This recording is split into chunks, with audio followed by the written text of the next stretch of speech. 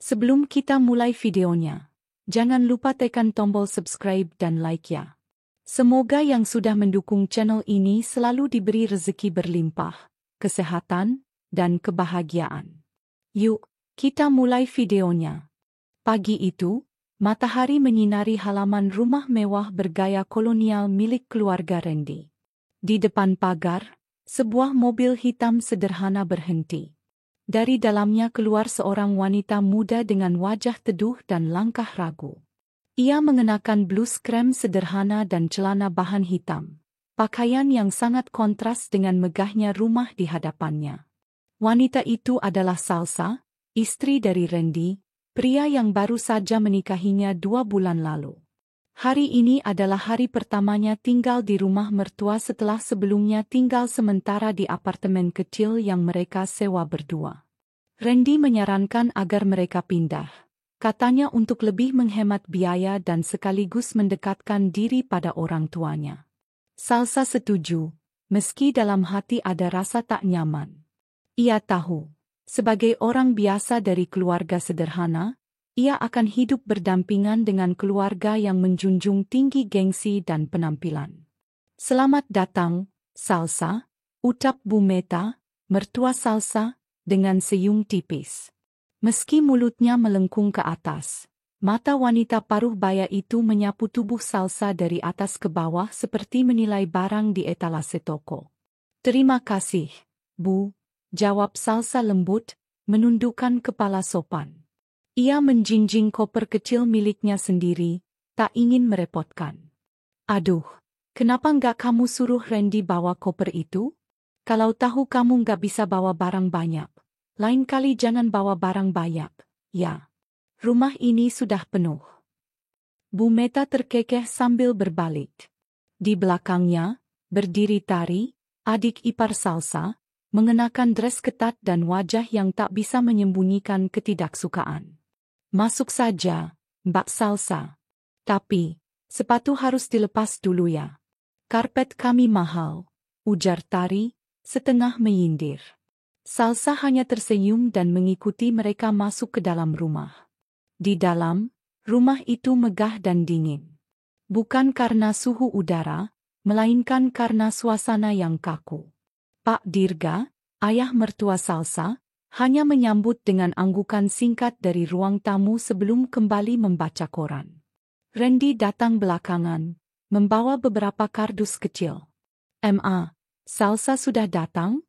Maaf ya, tadi aku bantu satpam parkir," katanya sambil mencium tangan ibunya. "Lain kali ya, Ren. Jangan suruh Salsa bawa sendiri koper berat. Orang rumah kan bisa bantu," ujar Bu Meta lagi, padahal tak satu pun pembantu disuruhnya membantu tadi. Hari-hari pertama Salsa di rumah itu terasa canggung, tapi damai. Ia mencoba membantu di dapur, membereskan ruang makan, dan kadang mencuci piring sendiri. Awalnya, Tari masih cuek dan Bu Meta hanya memberi tugas ringan. Tapi, di balik kedamaian itu, terasa ada dinding tipis antara mereka, dinding penilaian yang belum runtuh. Salsa tidak pernah menceritakan siapa dirinya sebenarnya. Ia selalu berangkat pagi-pagi, berpamitan dengan seragam kerja yang ia tutupi dengan jaket sederhana. Ia bilang bekerja sebagai staf administrasi di kantor biasa. Padahal, di balik itu semua, Salsa adalah manajer HRD di perusahaan multinasional yang sedang tumbuh pesat. Ia sengaja menyembunyikan statusnya. Bukan karena malu, tapi karena ia ingin keluarga Randy menyayanginya tanpa embel-embel jabatan. Suatu malam, saat makan bersama, Bu Meta bertanya, "Salsa, kamu kerja bagian apa tadi?"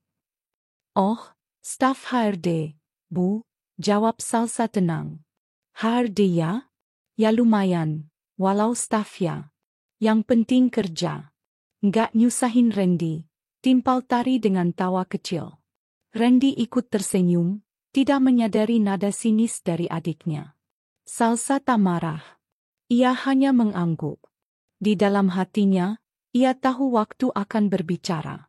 Keesokan harinya, Salsa berangkat pagi-pagi seperti biasa. Ia mengenakan blazer biru muda dan rok span, menyimpan laptopnya dalam tas kerja elegan. Di kantor, ia disambut dengan hormat oleh para karyawan. Ia berjalan ke ruangannya yang luas, menggelar rapat dengan tim rekrutmen, dan mengatur jadwal wawancara kandidat.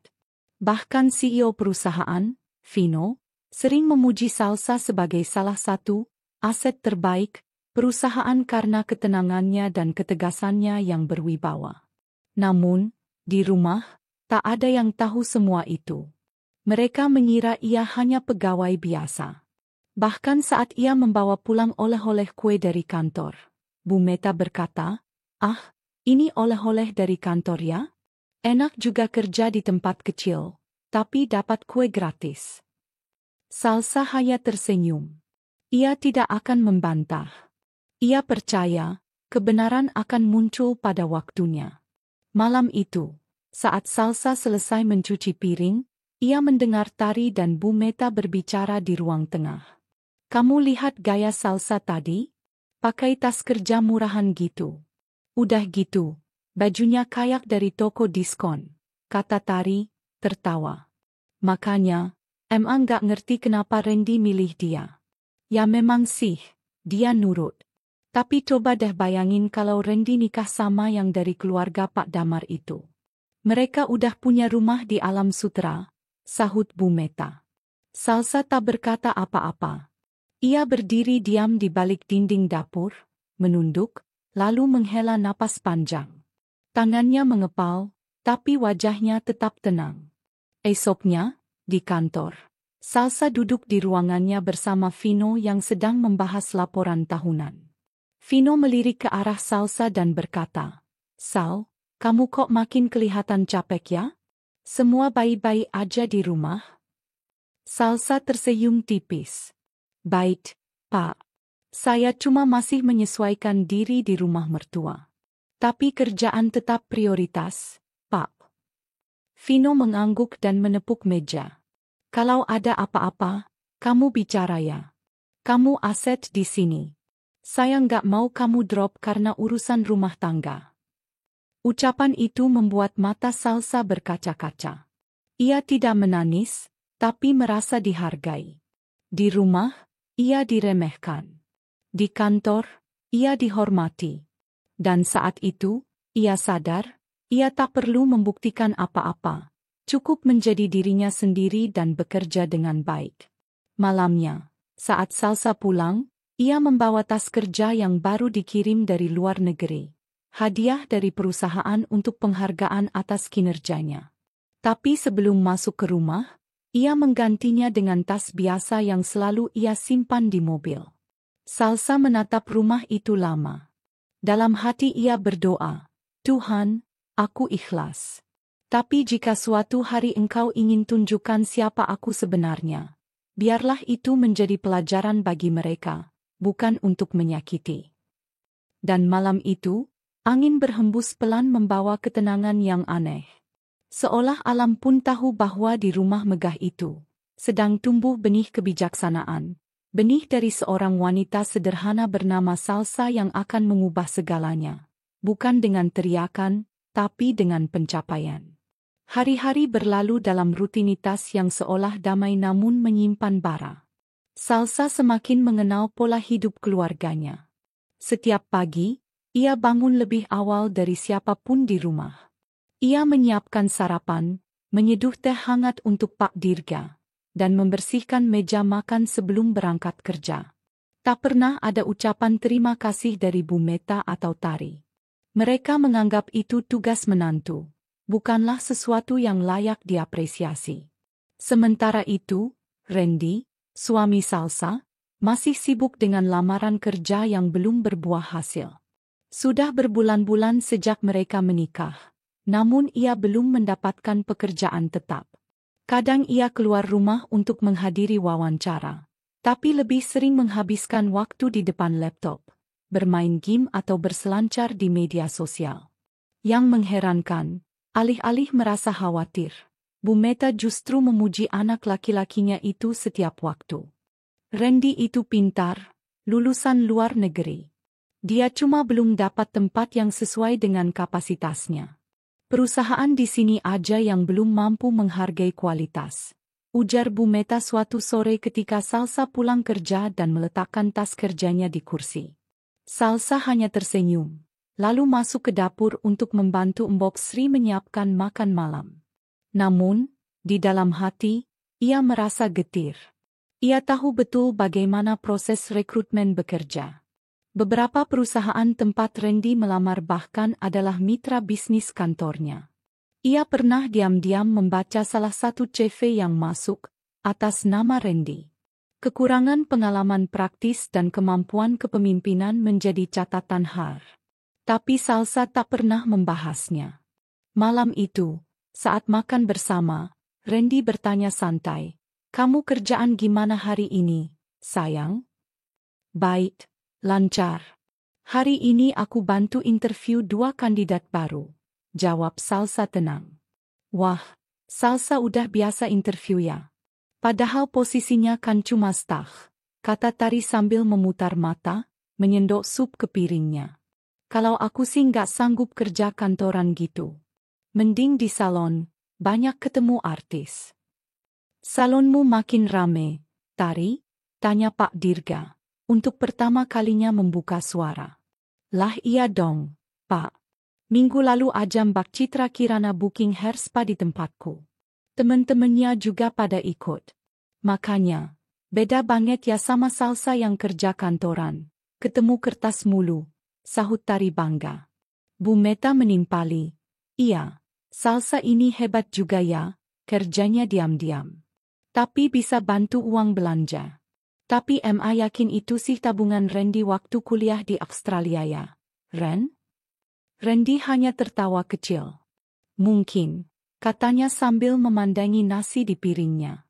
Salsa tak mengatakan apa-apa. Ia hanya menunduk, lalu mengambil sayur untuk Pak Dirga yang duduk di sampingnya. Pak Dirga tak ikut menertawai. Ia malah menatap Salsa dengan pandangan tenang, seakan ingin berkata, "Aku tahu kamu bukan seperti yang mereka pikirkan." Setelah makan malam, Randy mengajak Salsa ke kamar mereka. "Maaf ya, kalau Mama suka ngomong yang agak nyebelin," kata Randy sambil berbaring. "Gak apa-apa. Aku ngerti kok. Mama kan sayang sama kamu," jawab Salsa sambil melepas kerudung dan menata rambutnya. "Tapi kadang aku ngerasa bersalah juga. Aku belum bisa kasih kamu kehidupan yang lebih baik." Salsa menoleh, menatap wajah Randy yang mulai lesu. "Yang penting kamu tetap berusaha. Aku tahu kamu bisa. Soal pekerjaan, mungkin memang belum waktunya." Randy menggenggam tangan Salsa. "Terima kasih ya, kamu sabar banget." Namun di dalam hati Salsa, ada kekosongan yang mulai tumbuh. Ia tidak menyesal menikahi Randy, tapi hidup di rumah ini semakin hari membuatnya seperti tak punya suara. Pagi berikutnya, Salsa mendapat email dari Vino, bosnya, memintanya hadir di rapat penting bersama beberapa perwakilan perusahaan luar negeri. Rapat akan digelar di Hotel Bintang 5 di kawasan SCBD. Salsa diminta hadir sebagai pembicara mewakili divisi HRD. Ia merasa bangga, sekaligus gelisah. Ia tahu, jika sampai keluarga Randy tahu siapa dia sebenarnya, segalanya bisa berubah. Ia melirik kalender di ponsel. Akhir pekan nanti, ada acara arisan keluarga besar yang akan digelar di rumah Bu Meta. Rencananya, Salsa diminta ikut hadir. Tari sudah bersiap-siap membeli baju baru dan menyusun dekorasi meja makan agar terlihat elegan. Bu Meta bahkan memesan catering khusus untuk menjamu para tamu yang kebanyakan sosialita dan istri pejabat. Saat Salsa menyebutkan bahwa ia mungkin tidak bisa hadir karena ada rapat penting akhir pekan, Bu Meta langsung memelototinya. "Loh, kamu gimana sih?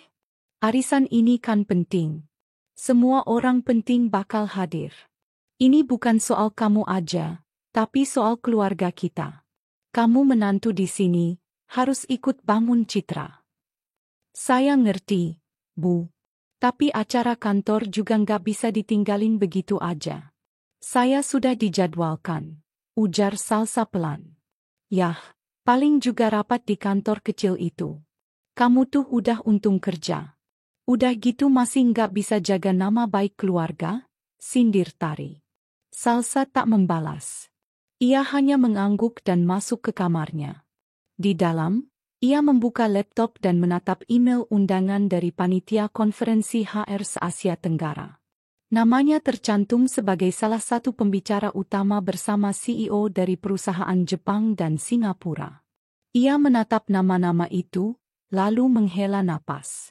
Dalam hatinya ia berkata, "Aku ingin dikenal karena kualitasku, bukan karena aku berisik."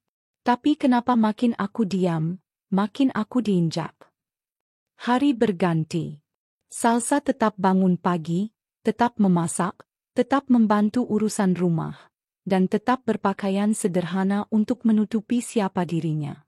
Ia tidak berubah, hanya hatinya yang mulai mengeras. Perlahan-lahan, ia mulai menyiapkan diri, jika suatu saat semuanya harus terbuka. Dan di luar dugaan, seseorang dari kantor, yang tak lain adalah Vino, sang CEO, mulai mencium adanya sesuatu yang aneh. Ia melihat Salsa selalu buru-buru saat jam pulang, sering menyembunyikan wajah jika dijemput suaminya, dan selalu menolak undangan makan malam dari klien dengan alasan keluarga. Suatu sore, Vino memanggil Salsa ke ruangannya. "Sal," kata Vino pelan. "Kamu tahu saya sangat menghargai profesionalitas kamu.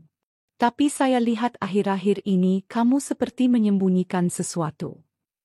Salsa tertawa kecil, tapi tidak menjawab. Vino menatapnya serius. "Kalau kamu butuh bantuan atau ada masalah keluarga, saya bisa bantu." Salsa menatap balik. "Terima kasih, Pak. Tapi saya baik-baik saja. Hanya, saya belum bisa jadi diri sendiri di rumah." Vino mengangguk. "Kamu punya waktu sampai akhir bulan untuk siapkan presentasi konferensi Asia HR itu. Saya sudah daftarkan kamu resmi sebagai keynote speaker." Salsa terkejut. Saya belum pasti bisa hadir, Pak." Vino tersenyum. "Kalau kamu bisa hadapi konferensi internasional, kamu pasti bisa hadapi siapapun di rumah. Percaya saya." Salsa terdiam. Untuk pertama kalinya, ia merasa didorong untuk melangkah lebih jauh. Bukan untuk membuktikan siapa dia, tapi untuk membebaskan dirinya dari ketakutan. Dan hari itu, saat pulang ke rumah, ia tersenyum kecil pada dirinya sendiri di kaca mobil.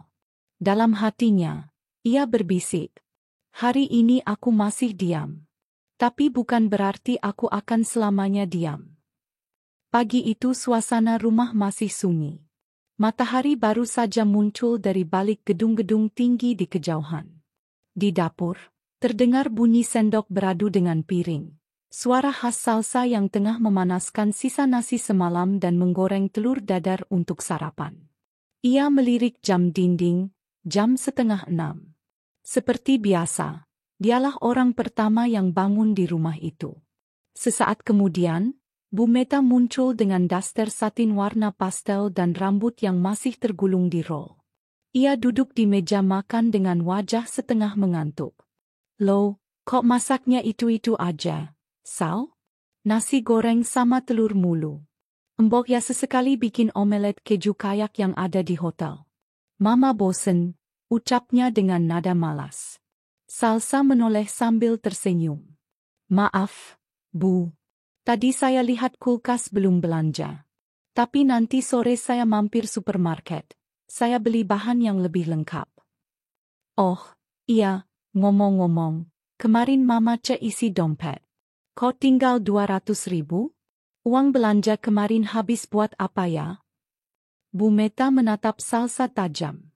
"Apa kamu ambil buat keperluanmu sendiri?" Salsa menahan napas sejenak. "Enggak, Bu. Saya transfer uang belanja mingguan seperti biasa. Kalau memang kurang, nanti saya tambah lagi." "Maaf, mungkin Mama lupa?" "Transfer? Hah, kayak kamu punya uang aja. kata Tari yang baru masuk ke ruang makan sambil menenteng tas selempang kecil bermerek, rambut dicatok rapi. Jangan-jangan itu uangnya Mas Randy. Tabungannya kan masih banyak tuh. Salsa hanya menatap Tari. Itu dari saya. Saya nggak ambil dari Randy. Saya kerja, meski cuma staf biasa. Tari tertawa kecil. Halah, staf Harde kok sok bisa kasih uang belanja segitu. Kamu bohong kali. Bu Meta mengangguk. Iya. Mama juga nggak percaya. Gaji staf paling berapa sih? 2 juta? 3 juta? Tapi tiap minggu bisa kasih mama 1 juta lebih. Aneh, kan? Salsa menghela napas pelan. Ia ingin sekali mengatakan siapa dirinya sebenarnya. Ingin sekali memperlihatkan slip gaji yang berjumlah 2 digit, memperlihatkan rekening korporat yang atas namanya. Atau bahkan ingin sekali menunjukkan email penghargaan dari CEO perusahaan multinasional tempat ia bekerja. Tapi ia menahan diri. Yang penting uang belanja ada, Bu. Soal sumbernya, biar jadi urusan saya. Saya ikhlas kok. Tapi keikhlasannya justru dianggap bentuk kelemahan. Tari duduk sambil menyilangkan kaki. Kalau kamu nggak bisa jujur, mending nggak usah sok baik. Lagian, kamu pikir kita ini hidup dari belas kasihanmu? Tar, sudah, potong Pak Dirga dari ruang tengah. Sosoknya yang jarang bicara itu kali ini bersuara. Jangan asal tuduh. Kalau Salsa bilang dia yang kasih, ya percaya. Nggak usah diributin. Tari mengangkat bahu. Ya, Pak. Cuma ngomong aja. Hari itu, Salsa tetap berangkat kerja seperti biasa. Di dalam mobil, ia membuka dompetnya dan memandangi beberapa struk belanja untuk keperluan rumah. Hampir semuanya ia tanggung sendiri. Dari bahan makanan, kebutuhan dapur, bahkan perlengkapan mandi. Ia sadar, keluarga ini terlalu sibuk menjaga gengsi untuk peduli pada siapa yang menopang ekonomi rumah sebenarnya. Di kantor, suasana jauh berbeda. Semua staf menyapanya dengan hormat. Seorang tim rekrutmen menghampirinya. Bu Salsa, maaf mengganggu. Ini data untuk sesi wawancara minggu depan. Ada kandidat dari Universitas X dan satu lagi dari luar negeri. Apakah Ibu ingin atur waktu sendiri? Salsa tersenyum dan memeriksa berkas di tangannya. Baik. Tolong jadwalkan hari Kamis pagi. Saya ingin wawancara langsung yang dari luar negeri, kita lihat potensinya. Sore harinya, Salsa pulang sedikit lebih awal.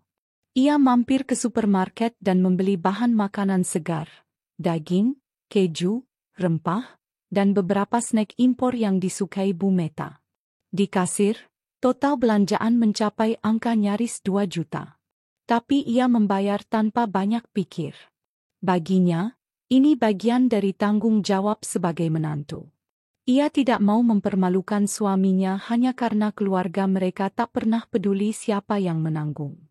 Setibanya di rumah, ia langsung menuju dapur dan menyusun semua bahan ke dalam kulkas. Tari, yang tengah duduk santai di sofa sambil bermain ponsel, melirik sekilas. Wah, belanja banyak banget.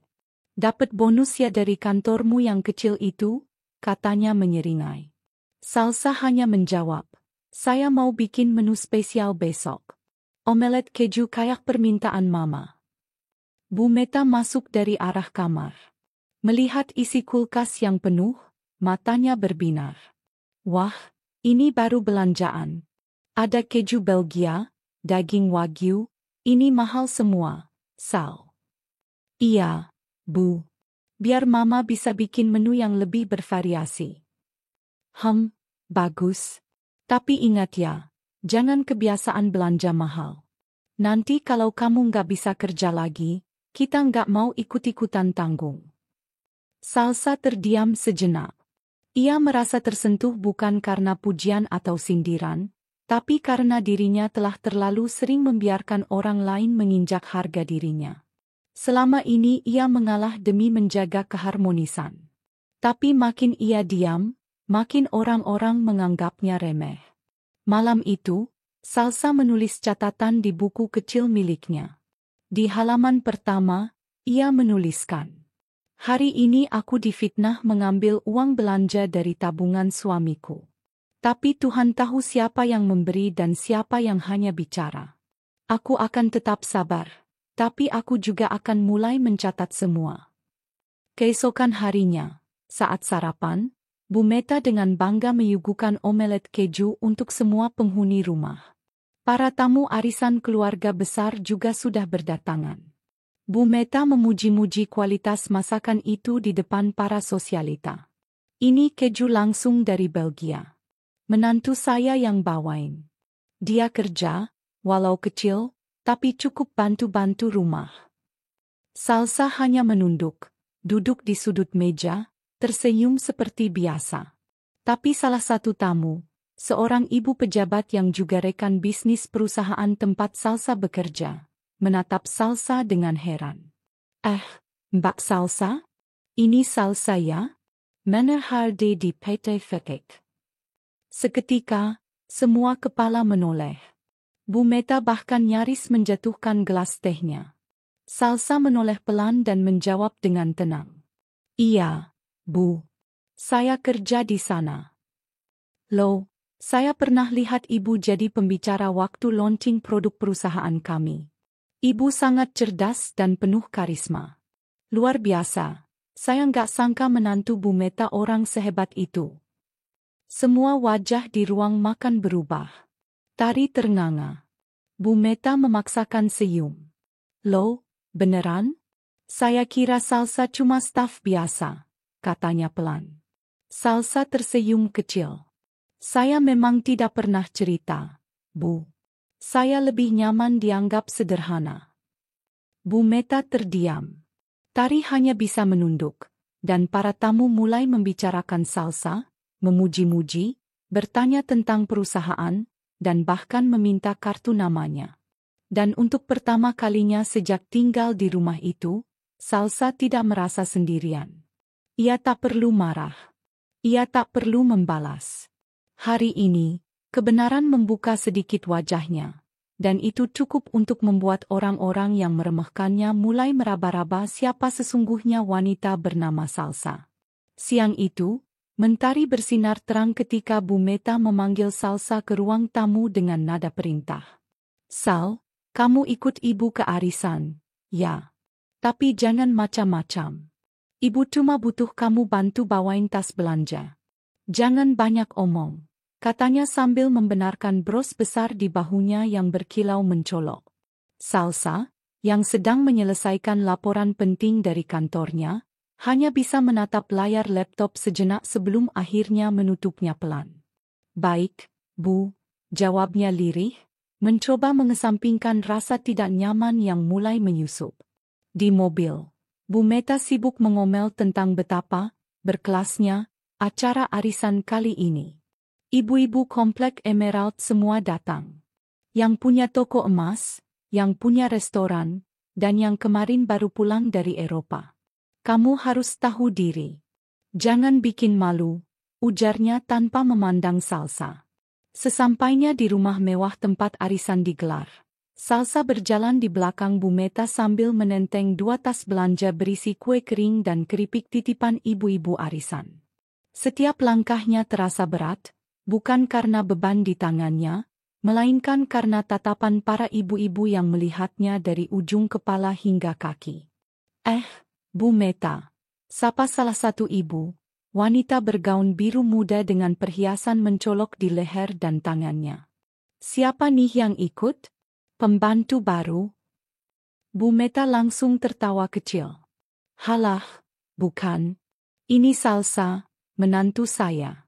Dia kerja serabutan, bantu-bantu suaminya," jawabnya santai seolah memperkenalkan barang dagangan. Gelak tawa kecil terdengar dari para ibu-ibu yang duduk di sofa empuk. Salah satunya berbisik, "Cantik, sih. Sayang, kayak bukan dari keluarga baik-baik." Salsa hanya menunduk dan tersenyum kecil, menahan sakit yang menggores harga dirinya. Ia berdiri di sudut ruangan, tidak diundang duduk, bahkan tidak ditawari minum. Sementara itu, para ibu sibuk membicarakan barang-barang branded, anak-anak mereka yang sekolah di luar negeri, dan suami mereka yang hebat dalam bisnis. Bu Meta, dengar-dengar anakmu yang satu lagi baru dapat proyek besar, ya? Tanya seorang ibu. Betul. Tari itu memang berbakat. Pinter bersosialisasi, punya banyak kenalan. Nggak kayak yang ini. Bu Meta melirik ke arah Salsa tanpa malu-malu. Pendiam, nggak tahu caranya menempatkan diri. Dibilang kerja, tapi nggak tahu kerja apa. Hati Salsa mencelos. Tangannya gemetar saat menggenggam ponsel. Seolah ingin menelpon Randy dan minta dijemput, tapi ia tahu itu percuma. Randy sendiri sering diam ketika ibunya mulai berkata kasar. Di tengah acara, Salsa berusaha mundur perlahan ke taman belakang. Ia duduk di bangku kecil dekat kolam ikan, mencoba mengatur napas. Tapi suara-suara tawa dari dalam rumah tetap terdengar jelas. Ia membuka email di ponselnya, berharap ada notifikasi baru dari kantor. Dan ada. Subjek, Urgent, Regional Hire Report Approval Needed. Salsa langsung membuka dokumen dan mulai menelusuri laporan yang dikirimkan oleh tim hire wilayah Jawa Timur. Sekejap, dunia sekitarnya menghilang. Ia tenggelam dalam data, angka, dan analisa. Di dunia ini, ia bukan menantu yang diremehkan. Ia adalah pemimpin yang dihormati, pengambil keputusan penting. Tak lama kemudian, seseorang menepuk pundaknya dari belakang. Salsa mendongak. Seorang wanita muda, berpakaian santai namun elegan, tersenyum padanya. Kamu Salsa, ya? Aku Adinda. Aku juga sering ikut arisan sini, tapi hari ini datang telat. Salsa mengangguk dan tersenyum sopan. Aku barusan lihat kamu di belakang. Maaf ya kalau ibu-ibu tadi agak, gimana gitu. Tapi aku salut. Kamu sabar banget, ujar Adinda dengan nada tulus. Salsa tersenyum lagi, kali ini lebih hangat. Terima kasih. Saya cuma ikut Bu Meta. Adinda duduk di sebelahnya. Aku pernah lihat kamu kayaknya. Kamu hire di Global Tech ya? Salsa tersentak. Iya, kok tahu? Aku supplier perangkat lunak untuk beberapa tim di kantor pusat kamu. Pernah meeting bareng. Kamu waktu itu duduk paling depan, kasih masukan tentang pengembangan leadership. Salsa terdiam. Dunia yang ia sembunyikan selama ini ternyata mulai terlihat juga di luar lingkaran rumah mertuanya.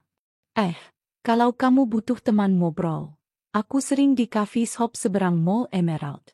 Jangan sungkan, ya. Sebelum Adinda pergi, ia sempat berkata pelan. Kamu bukan orang sembarangan. Mereka aja yang nggak tahu.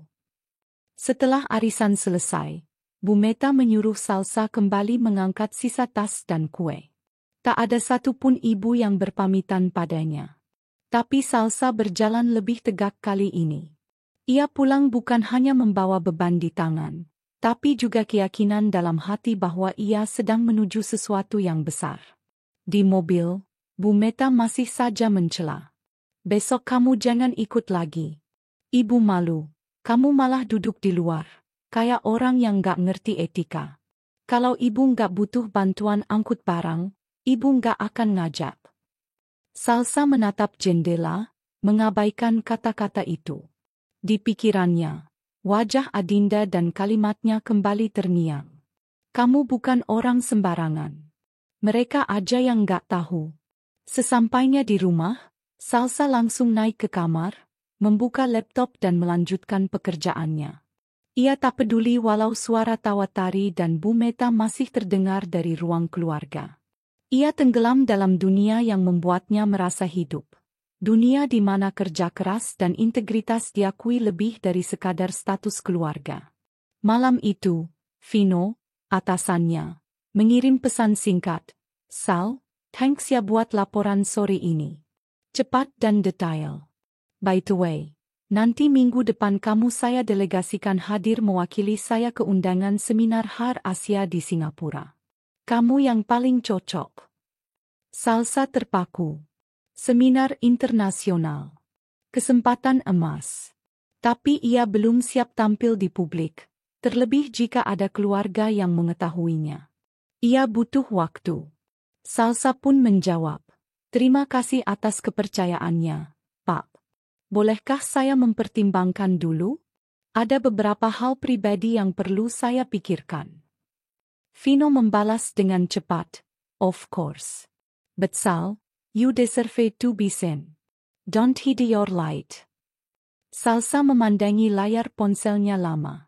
Ia menoleh ke arah pintu kamar, membayangkan apa reaksi Bu Meta jika tahu bahwa menantu, serabutannya itu sebenarnya seorang profesional yang sedang naik daun di dunia korporasi. Ia menarik napas panjang. Bukan sekarang, tapi sebentar lagi. Dunia mereka akan tahu siapa dirinya yang sebenarnya. Dan hari itu, walau terasa pahit, Salsa justru mulai memupuk kekuatan. Sebab tak ada luka yang lebih dalam dari penghinaan keluarga. Tapi juga tak ada motivasi yang lebih kuat dari keinginan membuktikan bahwa ia layak dihormati. Hari itu udara pagi terasa hangat, disambut suara takbir yang menggema dari berbagai penjuru kampung. Salsa mengenakan kebaya sederhana berwarna biru langit, riasan tipis menghiasi wajahnya yang teduh. Ia memeluk suaminya, Randy, sebelum keluar kamar dan menyambut keluarga besar yang mulai berdatangan ke rumah mertua. Di ruang tamu, sudah berkumpul beberapa kerabat Bu Meta. Aroma ketupat dan opor ayam menguar dari dapur, menciptakan suasana khas lebaran yang seharusnya hangat dan penuh kekeluargaan. Tapi tidak untuk Salsa. Setiap senyum dan salamnya hanya dibalas dengan anggukan dingin atau senyum palsu. Tari, adik iparnya, tampil mencolok dalam balutan gamis putih berbordir emas, rambut dicatok rapi, dan perhiasan mencolok di tangan serta lehernya. Ia memandang Salsa dari atas ke bawah dengan tatapan menyelidik sebelum berseru. Salsa, bajumu itu jahit sendiri, ya? Keren sih, tapi kok kayak model-model lama gitu, ya? Beberapa tamu tertawa kecil. Salsa hanya tersenyum sopan, menunduk sedikit. Ia sudah terbiasa dengan sindiran Tari. Tapi kali ini, bukan hanya Tari. Seorang sepupu dari Bu Meta yang baru pertama kali bertemu Salsa, bertanya dengan polos, "Salsa kerja di mana sekarang?" Sebelum Salsa sempat menjawab, Bu Meta langsung memotong. Dia itu kerjaannya nggak tetap. Kadang di rumah, kadang ke kantor, kadang hilang kayak hantu. Katanya sih ngurus HAR gitu, tapi ya, kita juga nggak tahu kantor beneran apa nggak. Sontak tawa meledak di ruang tamu. Bahkan Randy pun hanya tersenyum kecut dan tidak berkata apapun. Wajah Salsa memucat, tetapi ia tetap memasang raut tenang. Tangannya mengepal di balik rok panjangnya. Sore harinya, saat semua keluarga besar duduk menyantap makan malam bersama, Salsa pamit tidak ikut. Ia beralasan sakit kepala. Tapi sesungguhnya, ia memilih menyendiri di kamar tamu, menyalakan laptopnya, dan menyelesaikan laporan kinerja yang harus dikirim malam itu juga. Tangannya gemetar saat mengetik, namun tekadnya justru semakin menguat. Di layar, notifikasi dari grup Menir HRD berbunyi, "Congrats Salsa atas kontribusi luar biasanya di kuartal ini. Kita semua tunggu presentasimu minggu depan." Matanya berkaca-kaca. Tidak ada satupun dari mereka di luar sana yang tahu siapa dirinya sebenarnya. Tapi mungkin itu lebih baik untuk saat ini. Keesokan harinya, saat keluarga lain masih tertawa di ruang makan sambil membahas harta dan jabatan, Salsa diam-diam menyiapkan pakaian kerja dan koper kecil. Ia mendapat undangan penting untuk menjadi pembicara dalam forum HAR tingkat Asia Tenggara.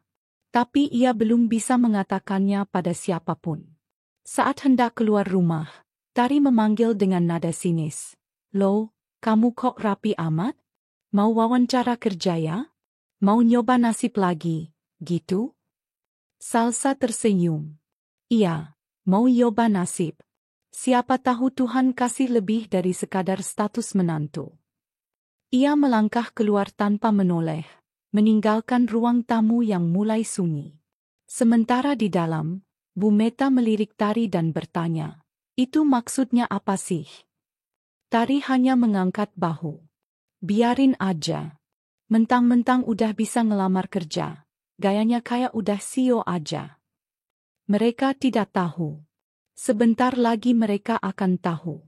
Pagi itu, matahari baru saja menembus jendela kamar ketika Salsa membuka laptopnya untuk mengecek surel kantor. Ia memandangi layar dengan setengah mengantuk, tapi detik berikutnya, matanya langsung membelalak. Sebuah email dengan kop surat resmi dan berbahasa Inggris terpampang di sana. Dikirim langsung dari Asia Pacific Human Resource Forum. Isi surat itu jelas dan padat. Salsa Widyaningrum, you are officially invited as one of the keynote speakers at our annual International HR Summit in Singapore, scheduled next month. Tangannya menutup mulut, menahan suara terkejut. Hatinya berdebar. Ia tahu, ini bukan undangan sembarangan. Forum ini hanya mengundang profesional HR dari seluruh Asia, dan hanya segelintir dari Indonesia yang pernah mendapat kehormatan untuk berbicara di atas panggungnya. Salsa adalah salah satunya. Namun rasa bangga itu segera bercampur dengan keraguan. Ia tahu, jika menghadiri acara ini, cepat atau lambat identitasnya sebagai salah satu tokoh penting dalam dunia HR Indonesia akan terungkap. Keluarga Randy pasti akan tahu. Bu Meta akan tahu. Tari akan tahu. Dan Randy, mungkin juga akan sadar bahwa selama ini ia hidup dengan seorang istri yang jauh lebih dari sekadar menantu serabutan. Salsa menghela napas panjang. Ia membalas surat itu dengan sopan, mengucapkan terima kasih dan menyatakan bahwa ia harus mempertimbangkan ulang kehadirannya karena urusan pribadi. Surat itu ia simpan dalam folder khusus, jauh dari jangkauan orang rumah. Beberapa hari kemudian, di kantor, Salsa dipanggil ke ruang kerja Vino, CEO tempatnya bekerja. Vino adalah pria yang visioner, energik, dan diam-diam sangat memperhatikan performa Salsa. "Kenapa kamu tolak undangan itu?"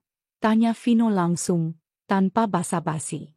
Ia menatap Salsa tajam, tapi bukan marah, lebih kepada heran. Salsa tersenyum sopan. "Saya merasa belum waktunya, Pak. Keluarga saya belum tahu banyak tentang posisi saya di sini, dan saya ingin menjaga batas antara pekerjaan dan kehidupan pribadi." Vino mengangguk perlahan. "Saya bisa mengerti. Tapi saya juga harus melindungi aset perusahaan. Kamu tahu sendiri, Salsa, kamu adalah salah satu investasi terbaik kami. Nama kamu mulai naik di luar negeri, dan kalau kamu terus bersembunyi, cepat atau lambat kamu akan dilangkahi oleh orang lain yang lebih berani." Salsa terdiam. Ia tahu Vino benar. Dunia profesional bukan tempat untuk bersembunyi di balik tirai. "Kalau masalahnya adalah keluargamu, kamu nggak perlu khawatir," lanjut Vino, nada suaranya lebih lunak. "Kita semua di sini tahu siapa kamu. Dan suatu saat, orang-orang di luar sana juga akan tahu." Hari itu, Salsa pulang dengan kepala penuh pikiran. Ia menatap rumah mertuanya yang besar tapi dingin, dan merasakan ironi yang amat kuat. Di tempat ini, ia dianggap remeh, direduksi hanya sebagai istri dari Randy, menantu dari Bu Meta. Padahal, di luar sana, namanya mulai diperhitungkan. Malam harinya, saat makan malam keluarga, Tari menyebut soal berita selebriti yang menikah dengan CEO muda. "Coba ya, kalau kita punya ipar yang kaya gitu, pasti bangga deh. Bukan malah jadi malu," katanya sambil melirik Salsa dengan tatapan menusuk. Bu Meta menimpali, "Iya. Sekarang tuh zaman koneksi. Bukan cuma pintar, tapi harus tahu cara jual diri dengan baik. Kalau cuma kerja di balik layar doang mah, Siapa yang peduli? Randy hanya diam sambil menunduk. Ia mulai merasa canggung setiap kali ibunya atau Tari menyerang Salsa.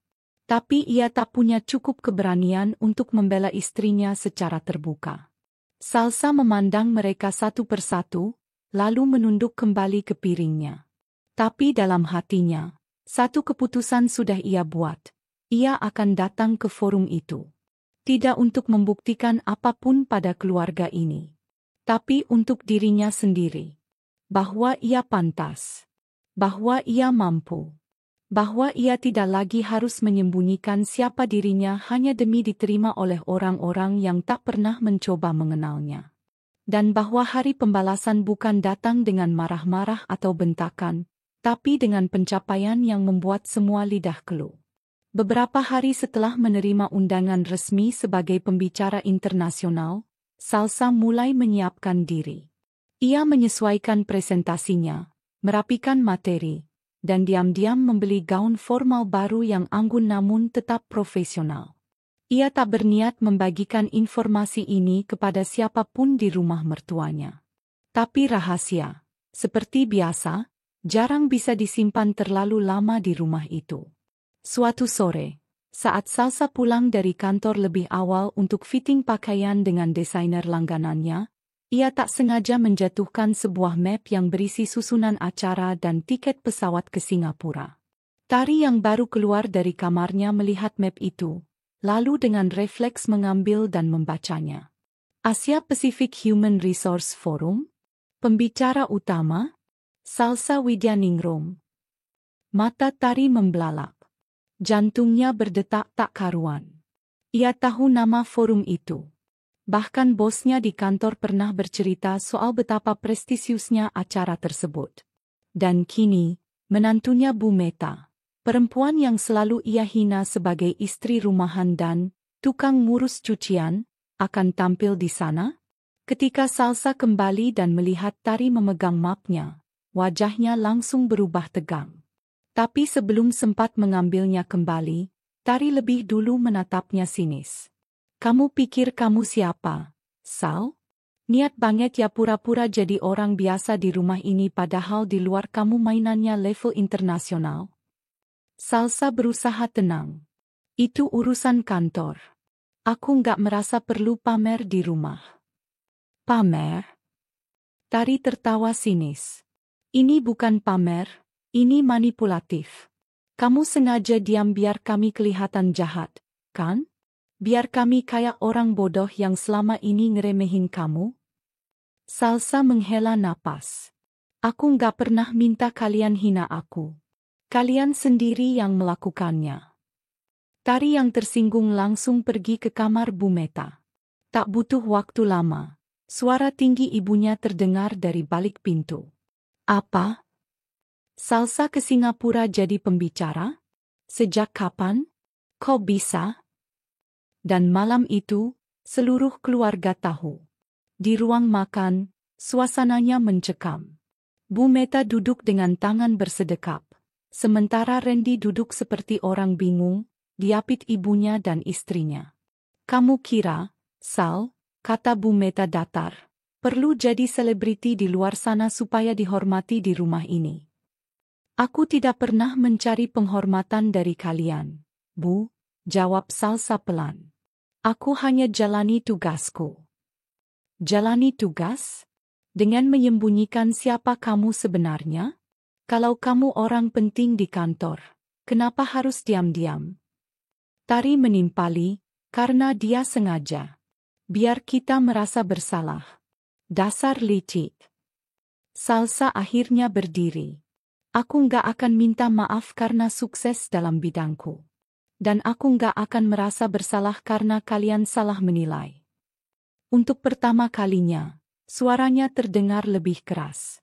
Tegas, tapi tak meninggi. Ia menatap satu persatu orang di hadapannya. Aku akan ke Singapura minggu depan. Aku diundang sebagai pembicara kehormatan.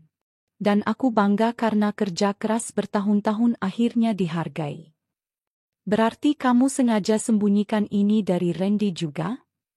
Bu Meta menatap anaknya dengan tajam. Apa kamu tahu kalau istrimu ini ternyata diam-diam mendaki karir tinggi di belakang kamu? Randy membuka mulut, tapi tak tahu harus berkata apa.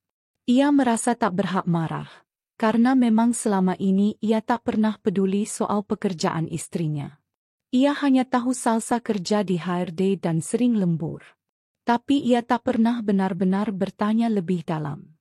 Kenapa kamu nggak cerita? Tanyanya akhirnya, pelan. Salsa menatapnya dengan kecewa. Karena kamu juga tak pernah peduli, Ren.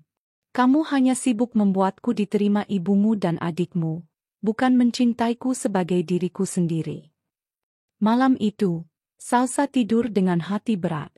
Tapi untuk pertama kalinya, ia merasa telah berdiri di tempat yang seharusnya. Ia tidak lagi menyembunyikan siapa dirinya. Ia tidak takut.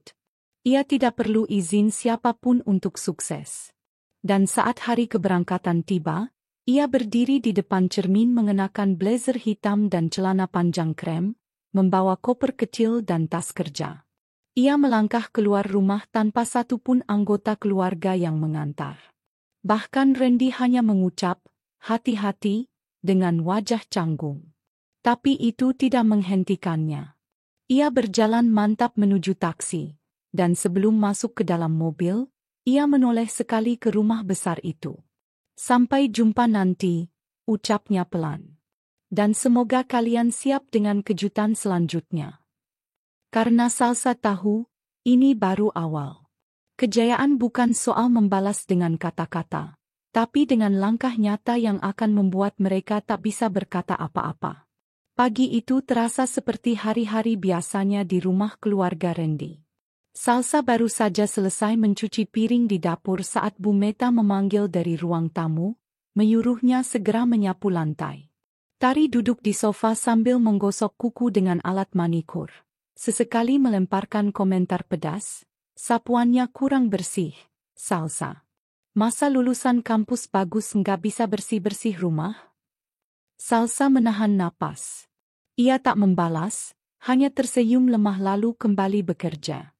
Dalam hatinya, ia belajar memupuk kesabaran, meskipun luka dalam hatinya semakin dalam hari demi hari.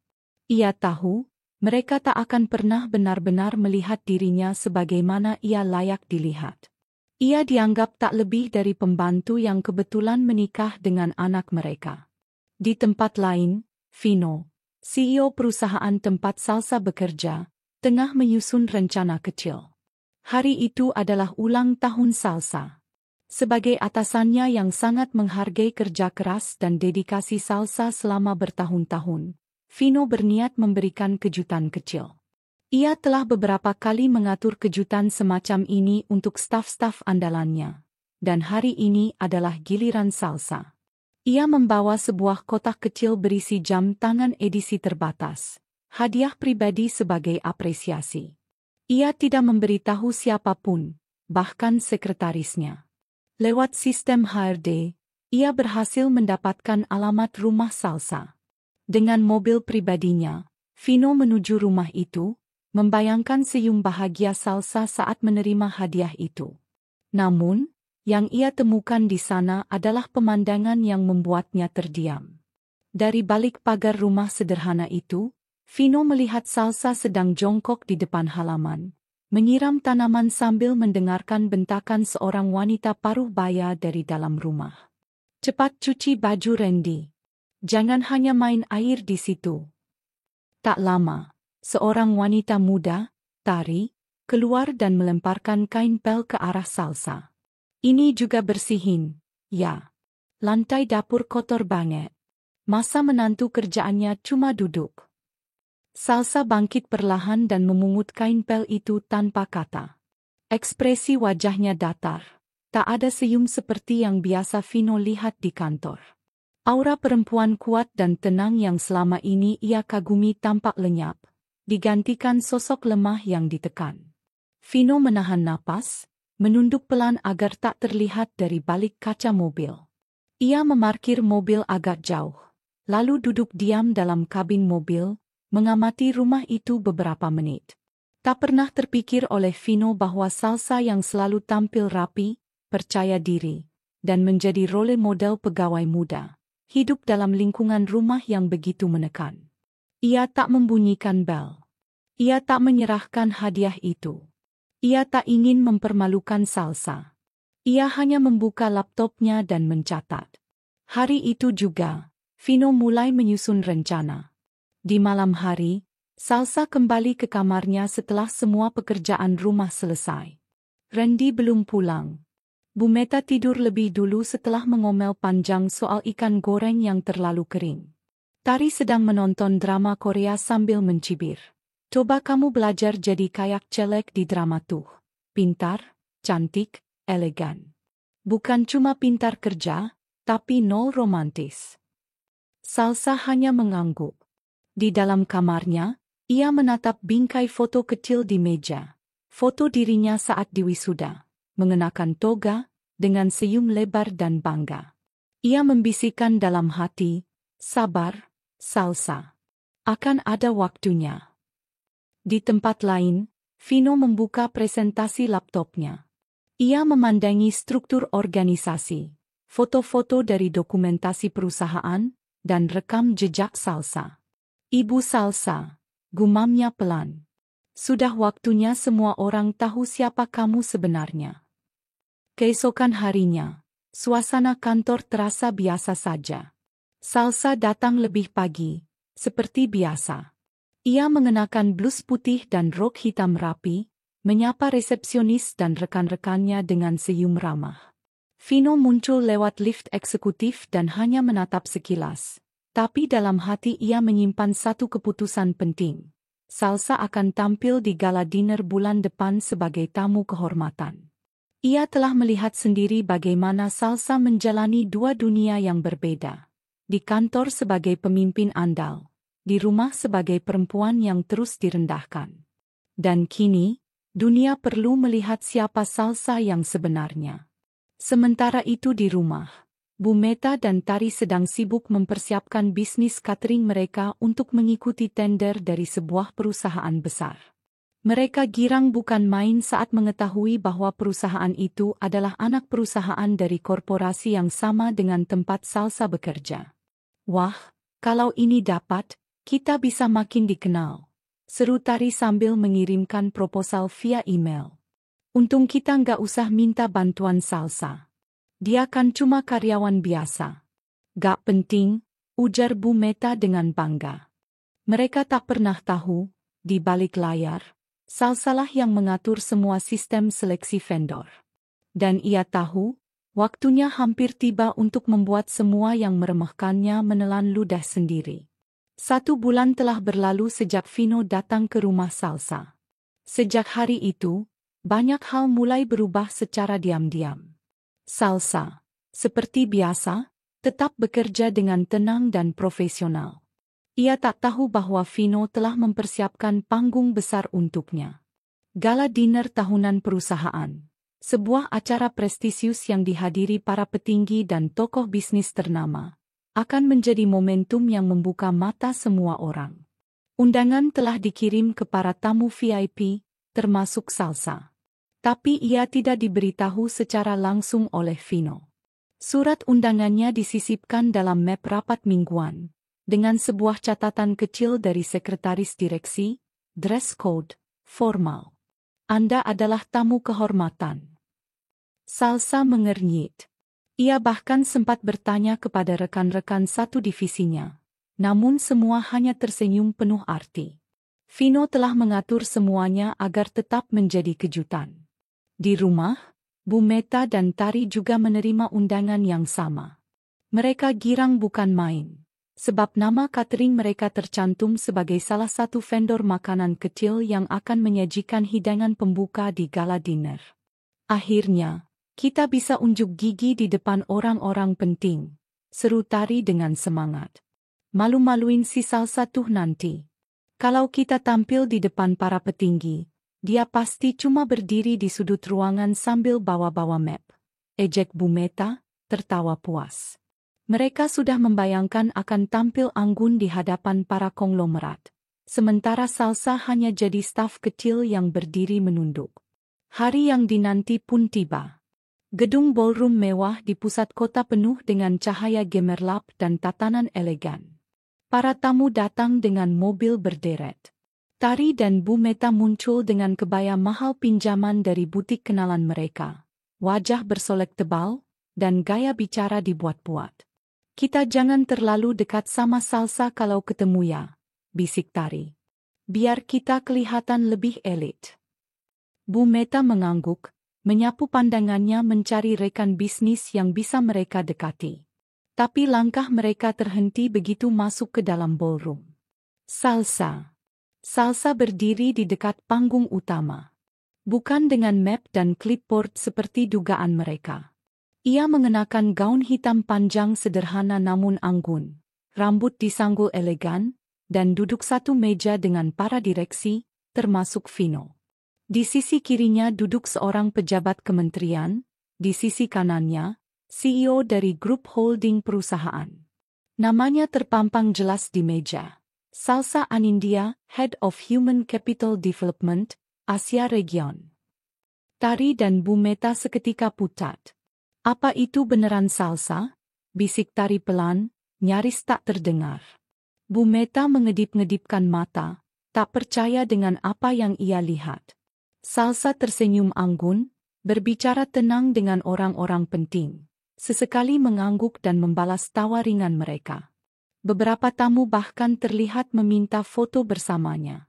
Tak lama, MC naik ke panggung dan memulai acara. "Selamat malam. Malam ini, selain perayaan tahunan perusahaan, kami juga ingin memberikan penghargaan istimewa kepada salah satu pemimpin muda kami yang telah menunjukkan dedikasi, integritas, dan ketangguhan luar biasa. Beliau bukan hanya pemimpin, tapi juga inspirasi bagi kita semua. Mari kita sambut Ibu Salsa Anindya." Tepuk tangan menggema di seluruh ruangan. Salsa berdiri dengan anggun, melangkah menuju panggung. Tari nyaris menjatuhkan tas kecil di tangannya. Bu Meta terdiam, wajahnya memucat, tak bisa berkata-kata. Di atas panggung, Salsa berbicara dengan tenang. "Saya sangat bersyukur bisa berada di sini. Dalam hidup saya belajar bahwa penghinaan tidak membuat kita kecil, asal kita tidak mempercayainya.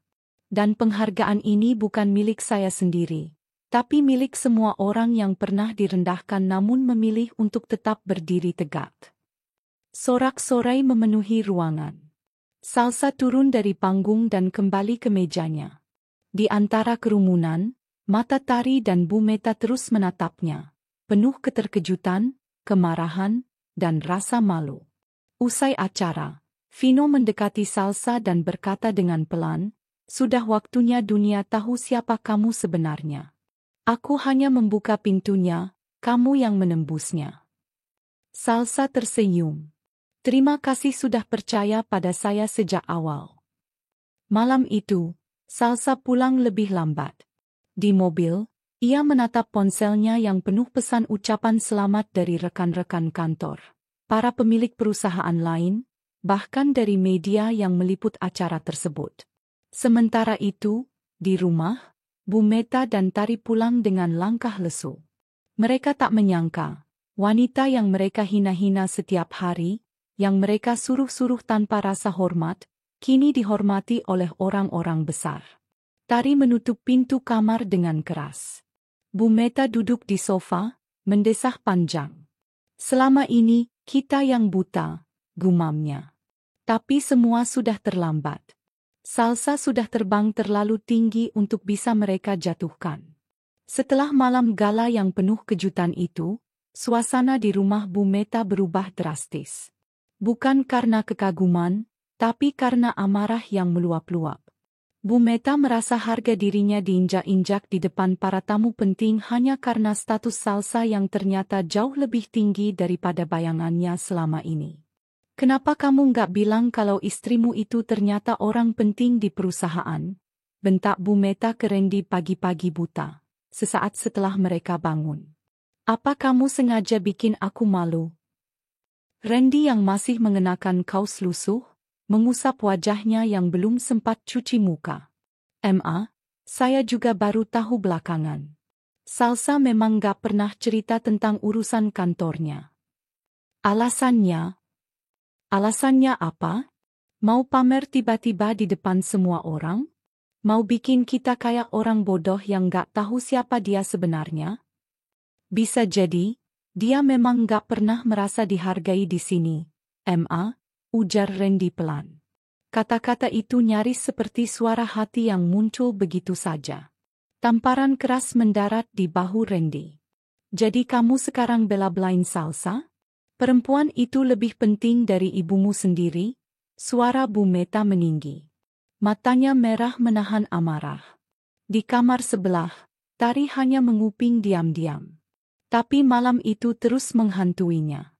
Sosok Salsa yang anggun dan dihormati membuatnya tidak bisa tidur dengan tenang. Ia merasa dipermalukan. Bukan oleh Salsa, tapi oleh kenyataan bahwa ia telah salah menilai. Keesokan harinya, Tari mulai menyusuri akun-akun media sosial, mencari tahu siapa sebenarnya Salsa. Ia mengetik nama lengkapnya, Salsa Anindya. Deretan artikel, foto, dan dokumentasi acara muncul, tentang prestasi Salsa, tentang program-program HRD multinasional yang dipimpinnya. Bahkan ada satu sesi wawancara eksklusif dengan stasiun TV nasional. Tari membaca dengan mata membelalak. Gila, dia beneran jadi pembicara internasional, bahkan pernah diundang ke Jepang.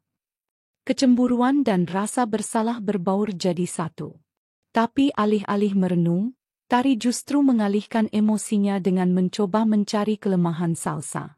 Ia mulai mencari jejak digital yang bisa menjatuhkan. Komentar netizen, rumor kantor, bahkan catatan masa lalu. Tapi yang ia temukan malah sebaliknya. Salsa dikenal sebagai pribadi yang tenang, profesional, dan sangat menjaga integritas. Dalam setiap postingan, ia tak pernah membahas kehidupan pribadinya. Tidak ada pamer kekayaan, tidak ada drama. Hanya tentang pekerjaan, seminar, dan motivasi kerja. Rasa terancam dalam diri Tari tumbuh makin besar. Pasti ada celah, nggak mungkin sempurna terus, gumamnya sambil menggulir layar ponsel. Namun upaya Tari hanya membentur tembok. Salsa terlalu bersih untuk dijatuhkan lewat cara kotor. Sementara itu, di kantor, Vino dan para petinggi perusahaan mulai terbuka menyebut nama Salsa dalam berbagai forum internal dan publik. Sosoknya dijadikan panutan. Beberapa HRD dari perusahaan lain bahkan mengirim email untuk meminta waktu berbagi wawasan dengannya. Popularitasnya melejit, dan yang paling menarik, bukan karena dia istri Randy, tapi karena pencapaiannya sendiri. Salah satu majalah bisnis bahkan menurunkan headline. Salsa Anindya, wanita yang bangkit dari tekanan rumah tangga dan menjadi pilar HRD Asia. Reputasi ini membuat Salsa diundang ke berbagai seminar dan forum diskusi nasional. Di ruang kerja, rekan-rekannya mulai melihat Salsa bukan sekadar kolega, tapi inspirasi. Gue salut banget, Sal. Lo bisa kuat kayak gitu. Di rumah digencet, tapi di kantor tetap perform, kata Sheila, rekan satu timnya. Salsa tersenyum tipis. Mungkin karena aku kerja bukan buat pembuktian, tapi buat menolong diriku sendiri untuk tetap waras. Sementara itu, Randy mulai merasa dirinya tertekan. Ia merasa makin kecil di hadapan Salsa.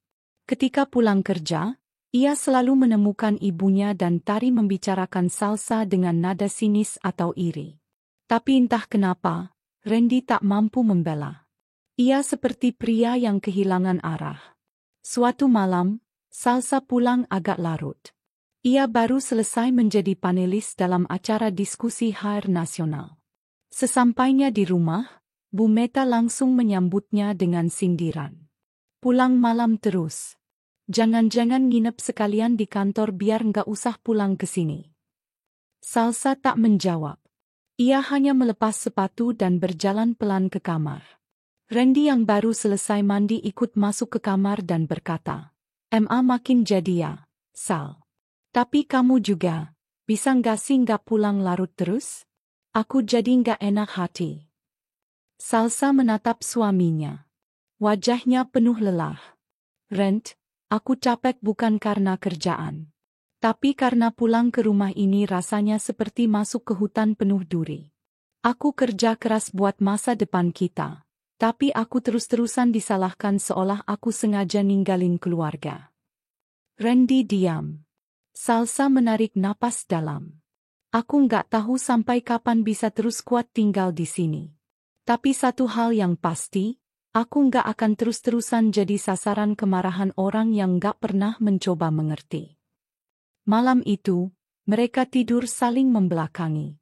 Jarak diranjang seperti mencerminkan jarak hati yang tak bisa lagi dijembatani. Hari demi hari, ketegangan makin menumpuk. Sampai suatu sore, Salsa melihat rumah kontrakan di daerah strategis yang tak jauh dari kantornya. Lokasinya tenang, aman, dan cukup nyaman untuk hidup mandiri. Tanpa memberitahu siapapun, ia mengurus segalanya sendiri. KPR, legalitas, bahkan pengangkutan barang. Ia hanya butuh satu keputusan kecil untuk lepas dari rumah yang selama ini jadi tempat ia diinjak-injak.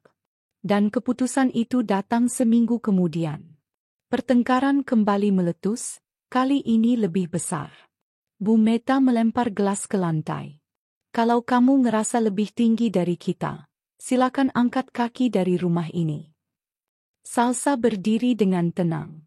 Ia membuka tasnya, mengeluarkan map berisi surat kepemilikan rumah baru. Baik. Saya sudah beli rumah. Bukan dengan uang keluarga ini, tapi dengan hasil kerja saya sendiri. Dan saya akan pergi malam ini juga. Randy langsung berdiri panik. Sal, kamu serius? Kamu mau pergi sekarang? Salsa menatap Randy dengan mata berkaca-kaca. Aku sudah lelah, Ren. Aku berusaha mempertahankan semuanya, kamu, rumah ini, nama baikmu. Tapi yang aku dapat hanya luka. Kita masih bisa bicarakan ini. Aku sudah cukup banyak bicara, potong Salsa pelan.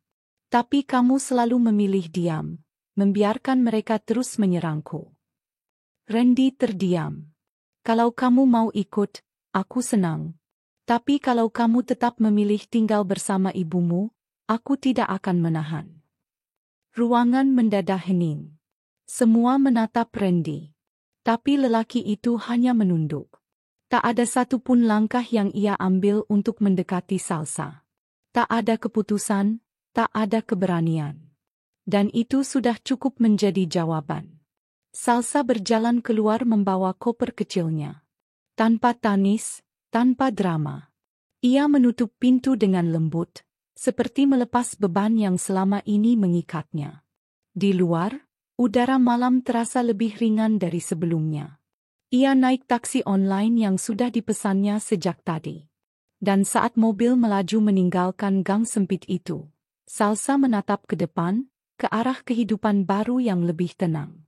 Tak ada tangisan di wajahnya, hanya kelegaan.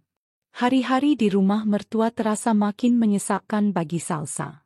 Setelah kejadian di gala dinner perusahaan Vino, suasana rumah menjadi medan perang dingin. Bu Meta tak henti-hentinya menyindir. Tari makin lantang menyudutkan. Bahkan Randy, suaminya sendiri, mulai ikut menunjukkan ketidaknyamanan. Bukan karena membela ibunya, tapi karena egonya sebagai suami tercabik ketika harga dirinya dianggap lebih rendah dari istrinya sendiri.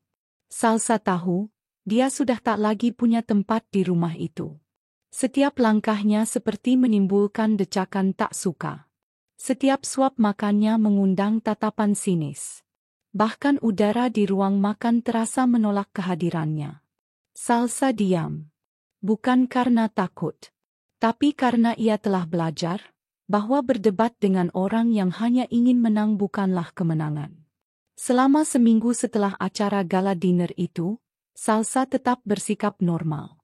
Ia tetap bangun lebih pagi, menyiapkan sarapan seperti biasa, pulang kerja membawa oleh-oleh kecil untuk keponakan Randy, dan menaruh belanjaan ibu mertuanya di dapur.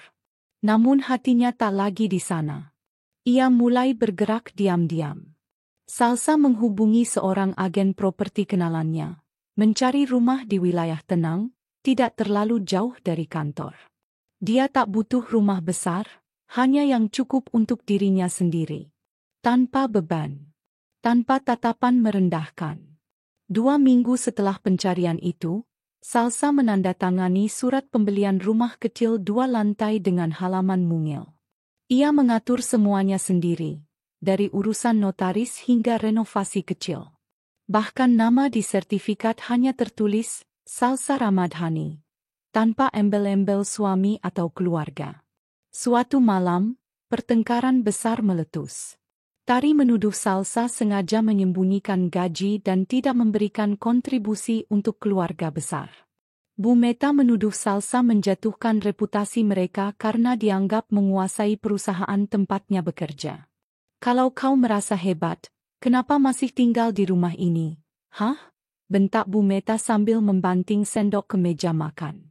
Salsa menatap Randy yang hanya diam menunduk. Ia sudah lelah berharap dibela. Sudah lelah berharap dimengerti. Ia berdiri pelan. Baik, Bu. Saya memang tidak layak tinggal di rumah ini. Karena rumah ini bukan untuk orang yang dihargai. Tapi untuk orang yang membungkuk dan dibentak sesuka hati. Jadi kamu mau kabur? Tari mencibir. Tidak kabur. Saya pergi. Karena saya punya rumah sendiri. Dan saya tidak butuh siapa-siapa untuk menyuruh saya tinggal atau pergi. Salsa masuk ke kamar, berkemas cepat. Randy berdiri di ambang pintu, masih dengan wajah bingung. Salsa menatapnya sebentar. Kamu ikut? Randy tampak ragu. Matanya melirik ke ruang tengah, ke arah ibunya yang sedang mengomel tak karuan. Lalu kembali menatap Salsa. Aku pikir. Mungkin lebih baik aku tetap di sini dulu. Sampai semuanya tenang. Salsa mengangguk pelan, pahit. Baik. Malam itu, Salsa keluar dari rumah yang selama ini ia tempati bertahun-tahun. Tidak dengan tangisan. Tidak dengan teriakan. Tapi dengan langkah tegap dan hati lapang. Ia tahu, ini bukan akhir, tapi awal dari kehidupannya yang sesungguhnya. Hari-hari berikutnya dilalui Salsa dengan damai. Pagi ia bangun dengan sinar matahari dari jendela kamar miliknya sendiri. Ia menyeduh kopi tanpa ada yang mencibir soal aroma. Ia membaca berita di ruang tamunya sendiri. Tak ada suara bentakan, tak ada sindiran. Hanya dirinya dan ketenangan. Di kantor, Salsa mulai kembali bersinar. Ia punya energi lebih untuk memimpin timnya. Menghadiri rapat regional, bahkan mulai dilirik untuk menjadi representatif HRD Asia untuk sebuah program global. Vino, bos sekaligus sahabatnya, memperhatikan perubahan itu. Kamu makin bersinar, Sal. Salsa hanya tersenyum. Namun kabar kepindahannya rupanya sampai juga ke telinga keluarga Randy. Tari membicarakannya di grup keluarga dengan nada mencemooh. Bisa-bisanya tinggal sendiri, dasar perempuan egois. Bu Meta pun tak ketinggalan. Makanya Randy enggak ikut, karena dia tahu Salsa itu istri yang enggak tahu diri.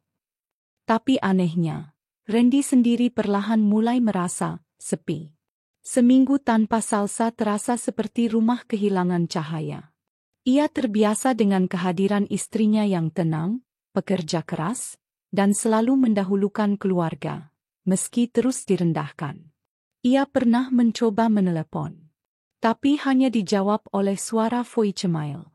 Ia ingin datang langsung, tapi gengsi menahannya.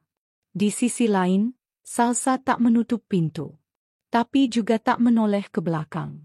Ia mulai menghadiri konferensi internasional mewakili perusahaannya. Ikut dalam diskusi panel bersama tokoh-tokoh HRD dari luar negeri. Sosoknya mulai diperhatikan di media profesional, bahkan mendapat undangan sebagai pembicara tamu di universitas ternama. Namun dalam setiap langkah barunya, ia tetap rendah hati. Tetap membawa nama baik. Ia tak menyombongkan luka masa lalunya, tapi membuktikan bahwa ia bisa tumbuh dari tempat yang ingin menguburnya. Suatu sore, Randy akhirnya memberanikan diri datang ke rumah Salsa. Ia berdiri di depan pagar, memandangi rumah itu. Rumah sederhana, tapi bersih dan rapi. Dipenuhi bunga di teras dan suara angin sejuk dari taman kecilnya. Salsa keluar, baru pulang dari kantor. Ia terkejut melihat Randy. "Kamu ngapain di sini?" tanyanya datar. "Aku cuma mau lihat kamu. Kamu kelihatan bahagia." Salsa mengangguk. "Iya, aku bahagia." "Boleh ngobrol bentar?" pinta Randy. Salsa ragu sejenak, lalu mengangguk. Mereka duduk di kursi teras. "Tak banyak kata. Aku minta maaf," ucap Randy akhirnya. "Waktu itu aku harusnya ikut kamu." Salsa tersenyum. Tapi senyum itu bukan senyum yang sama seperti dulu. Senyum itu bukan lagi untuk memohon dimengerti, tapi sebagai tanda bahwa ia sudah memaafkan. "Randy, kamu enggak salah. Kamu hanya terlalu nyaman di rumah yang tak pernah membiarkanku berdiri." Randy tertunduk. Ia tahu, tak ada yang bisa diulang. Tak ada yang bisa dikembalikan. Salsa berdiri, mengakhiri pertemuan itu dengan tenang. "Terima kasih sudah datang. Tapi rumah ini bukan untuk dipijak oleh orang yang tak menghargai. Aku sudah belajar berdiri sendiri. Dan aku tidak akan membungkuk lagi." Randy berdiri pelan, menatap wajah istrinya yang kini terlihat jauh lebih kuat. Ia tahu, ia telah kehilangan seseorang yang luar biasa. Dan tak ada penyesalan yang cukup untuk menebusnya. Sejak malam itu, tak ada lagi bayangan Randy di kehidupan Salsa. Ia tak lagi menunggu pesan, tak lagi menanti telepon, dan tak lagi menatap kosong ke arah pintu berharap seseorang datang mengetuk. Salsa kini hidup dalam ritme yang ia ciptakan sendiri, penuh kedamaian dan tanpa beban. Pagi-pagi ia menyiram bunga di halaman, menyeduh kopi, dan duduk di teras mendengarkan podcast tentang kepemimpinan. Kadang, ia membuka laptop dan mencicil materi presentasi untuk seminar. Sesekali, ia tertawa sendiri melihat meme di grup kantor. Tak ada rasa kehilangan, hanya ruang baru yang terasa semakin luas. Di kantor, Salsa mendapat kabar bahwa dirinya akan dikirim ke Singapura selama 2 minggu untuk memimpin pelatihan karyawan regional. Ini kesempatan langka, tapi tidak untuk Salsa. Ia memang dibentuk untuk hal besar. Vino tersenyum saat menyerahkan surat tugas resmi kepadanya. "Kamu bawa nama perusahaan, tapi kamu juga bawa nama kamu sendiri. Jangan lupa, kamu sudah jadi sosok panutan sekarang." Salsa tertawa. "Aku tetap Salsa, Vin. Perempuan yang pernah dimaki karena hanya menantu murah. Dan kini, mereka mungkin menyesal," timpal Vino. Di sisi lain, rumah Bu Meta mulai terasa kosong. Meski masih penuh dengan suara tari dan ocehannya, tapi aura Salsa yang dulu melunakkan kerasnya rumah itu kini telah hilang. Tak ada lagi yang bangun pagi untuk masak sarapan. Tak ada lagi yang menenangkan keponakan tari saat menangis. Tak ada lagi yang pulang membawa oleh-oleh kecil. Dan anehnya, keheningan itu terasa mencolok. Makin hari, suasana rumah berubah menjadi penuh bentakan. Tari yang dulu sibuk menghina kini merasa repot sendiri karena tak ada lagi yang bantu mengurus anaknya. Bu Meta mulai sering mengeluh sakit kepala karena tak ada yang menemaninya ke dokter. Sementara Randy, meski tubuhnya di rumah itu, pikirannya selalu terlempar ke masa-masa bersama Salsa. Saat Salsa sakit tapi tetap memasakkan makan malam. Saat Salsa diam-diam membayar cicilan motornya. Saat Salsa menghias kamar mereka diam-diam walau hanya dengan bunga plastik dan lilin aromaterapi. Randy pernah mencoba menghubungi Salsa lagi, tapi tidak pernah diangkat. Sampai suatu malam, ia membuka media sosial dan melihat foto Salsa sedang berdiri di podium. mengenakan setelan jas Navy dan mengenakan name tag internasional bertuliskan Regional Head of HR Asia. Wajahnya bercahaya. Di belakangnya, layar besar bertuliskan Women Leadership Summit 2025. Salsa menjadi pembicara utama. Randy menatap layar itu lama. Ia merasa napasnya tercekat. Perempuan yang dulu ia abaikan kini berdiri di tempat yang hanya bisa ia kagumi dari jauh. Perempuan yang dulu hanya dianggap istri yang harusnya tahu diri, kini menjadi pemimpin yang didengar di 5 negara. Salsa kembali dari Singapura dengan sambutan hangat dari rekan kerja dan bahkan direksi perusahaan. Ia diberi hadiah penghargaan sebagai Employee of the Year, yang langsung diumumkan dalam gathering internal. Yang mengejutkan, berita itu sampai juga ke publik.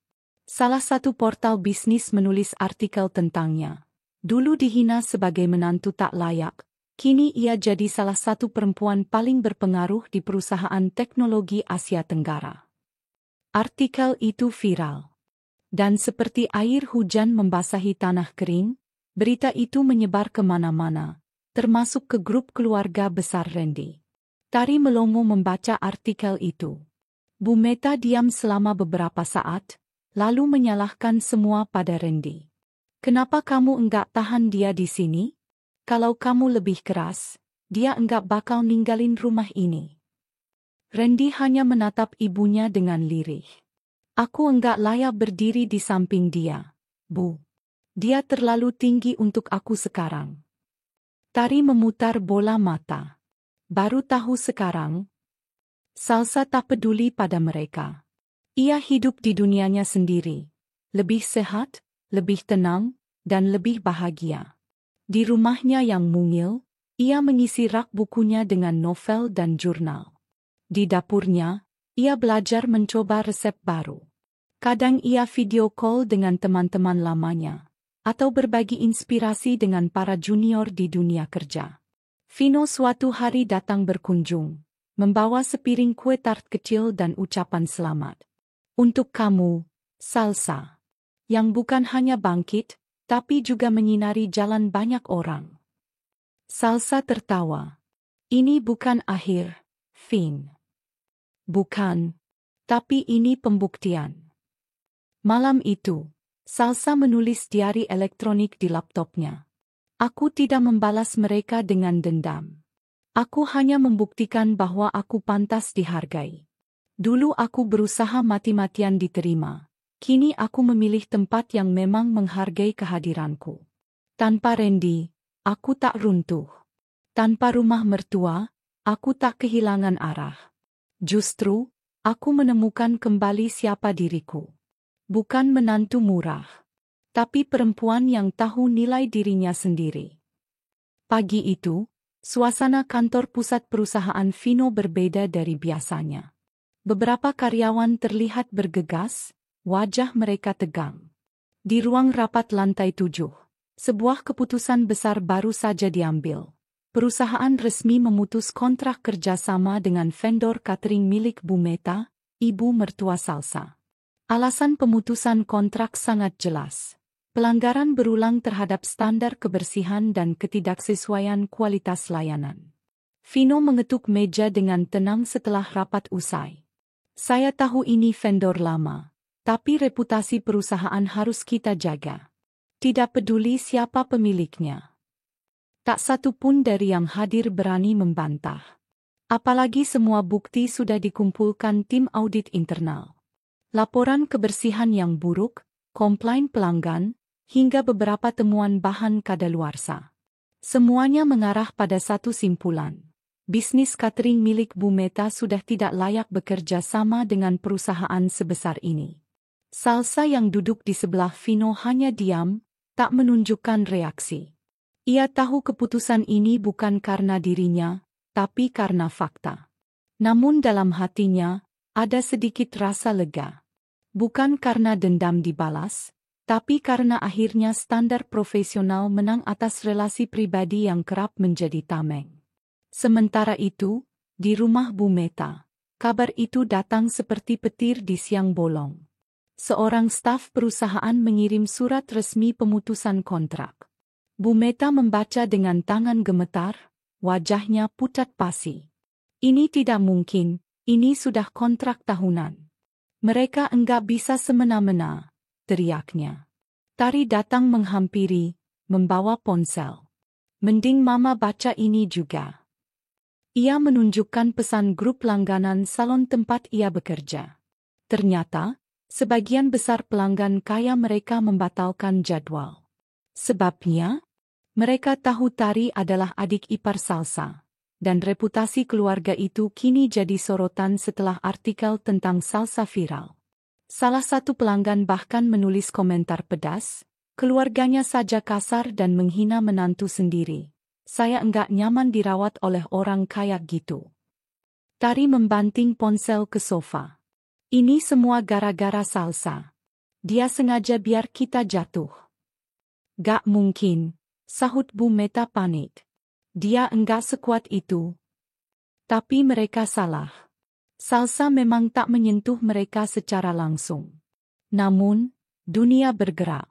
Orang-orang mulai peduli pada siapa yang mereka dukung dan siapa yang mereka jauhi. Nama Salsa kini begitu dihormati di kalangan profesional.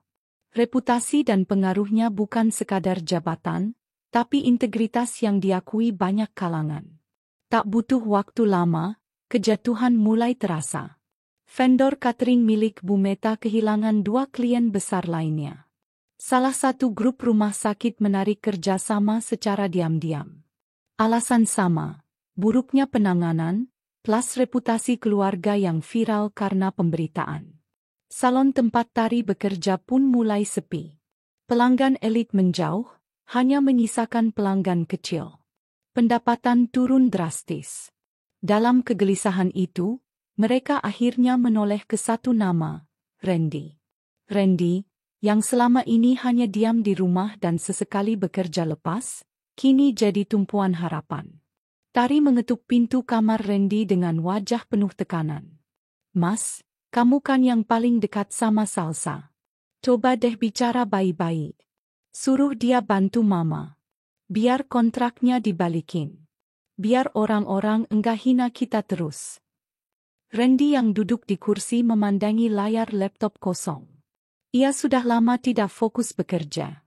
Wajah Salsa terus mengganggu pikirannya. Senyumnya, tatapannya yang tenang, dan kalimat terakhirnya saat meninggalkan rumah, kamu lebih memilih mereka daripada aku. Baik. Tapi aku juga berhak memilih hidupku sendiri. Randy menghela napas. Kamu pikir aku bisa seenaknya begitu, Thea?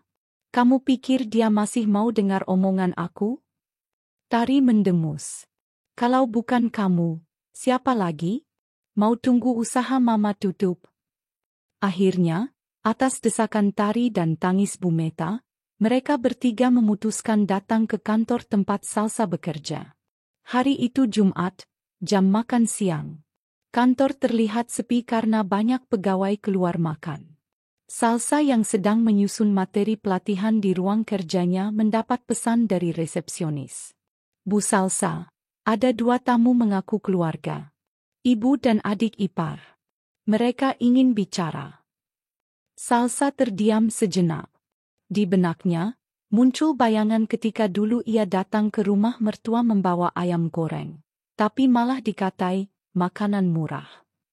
Atau saat ia membantu bersih-bersih rumah tapi dikatai tak tahu sopan santun karena menyentuh barang keluarga. Juga saat ia ingin memeluk Randy, tapi ditarik dan dikatai, jangan genit di depan orang tua. Ia menarik napas pelan. Lalu berdiri.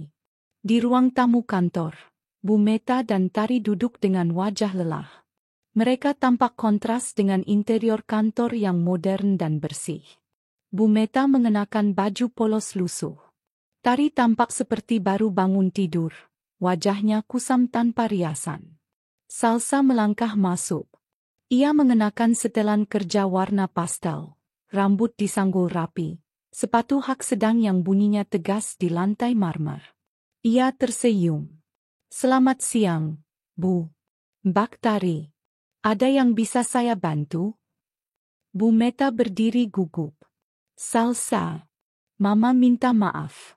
Mama tahu, selama ini Mama banyak salah. Tapi Mama mohon, bantu Mama. Perusahaan tempat kamu kerja, tolong jangan hentikan kerjasama. Kita, keluarga. Tari ikut bicara. Salon tempat aku kerja juga hancur. Nama kita dibicarakan orang karena kamu. Kamu pasti bisa bantu perbaiki semua ini. Kamu punya pengaruh. Salsa tersenyum. Duduk tanpa tergesa. Pertama, saya tidak pernah menyuruh siapapun untuk menjatuhkan usaha kalian. Saya hanya bekerja sesuai tanggung jawab saya. Soal pemutusan kontrak, itu keputusan tim audit dan manajemen. Bukan saya. Saya bahkan tidak ikut rapat saat itu dimulai. Tari ingin menyela, tapi Salsa menoleh padanya. Dan kedua, saya tidak punya kuasa untuk meminta pelanggan percaya pada kalian. Reputasi tidak dibangun dalam sehari, dan tidak bisa diperbaiki hanya dengan belas kasihan. Bu Meta mulai menangis. Tolonglah, Salsa, kita kan keluarga. Dulu kamu tinggal di rumah kami. Salsa menunduk, lalu memandang Bu Meta dengan tajam. Dulu saya tinggal di rumah itu, tapi tidak pernah dianggap. Saya hanya menantu murah.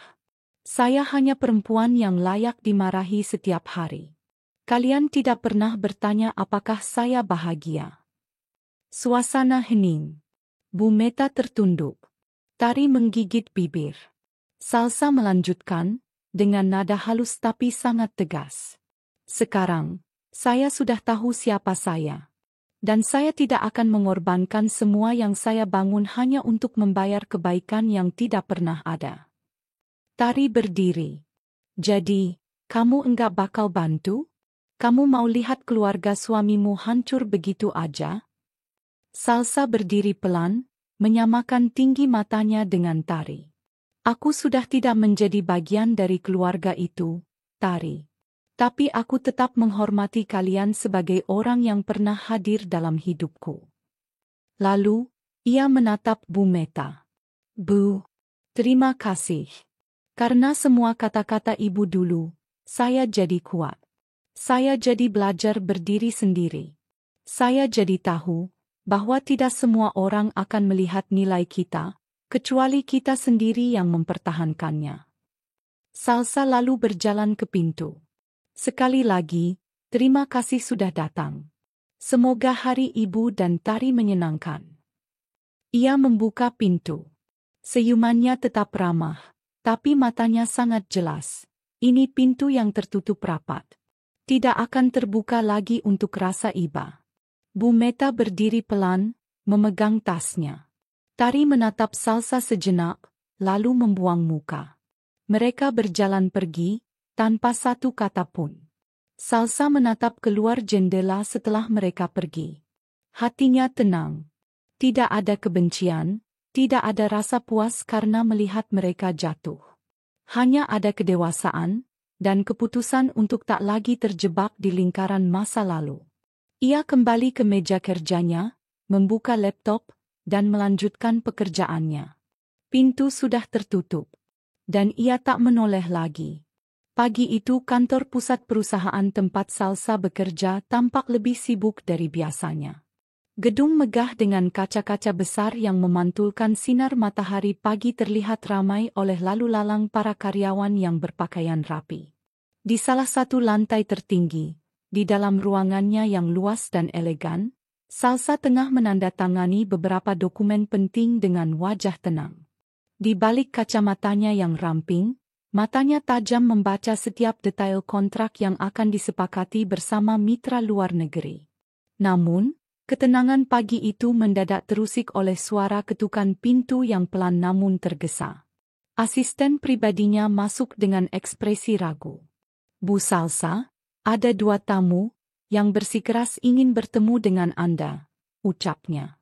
Salsa menoleh tanpa melepaskan pulpen dari tangannya.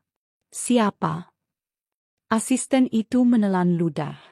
Bu Meta dan Bu Tari, Bu. Tangan Salsa berhenti sejenak. Ia menarik napas dalam, lalu meletakkan penanya di atas meja. Bawa mereka masuk. Tapi pastikan tidak ada gangguan dari siapapun selama mereka di sini, katanya pelan, tapi penuh ketegasan. Pintu ruangan terbuka, dan masuklah dua sosok yang sangat dikenal Salsa, dengan wajah lelah dan raut memelas. Bu Meta mengenakan kebaya yang terlihat sedikit kusut, sementara Tari berdandan seadanya, tak seperti biasanya yang selalu tampil mencolok. Mereka tampak canggung memasuki ruangan mewah itu, menatap sekeliling ruangan dengan rasa tak percaya.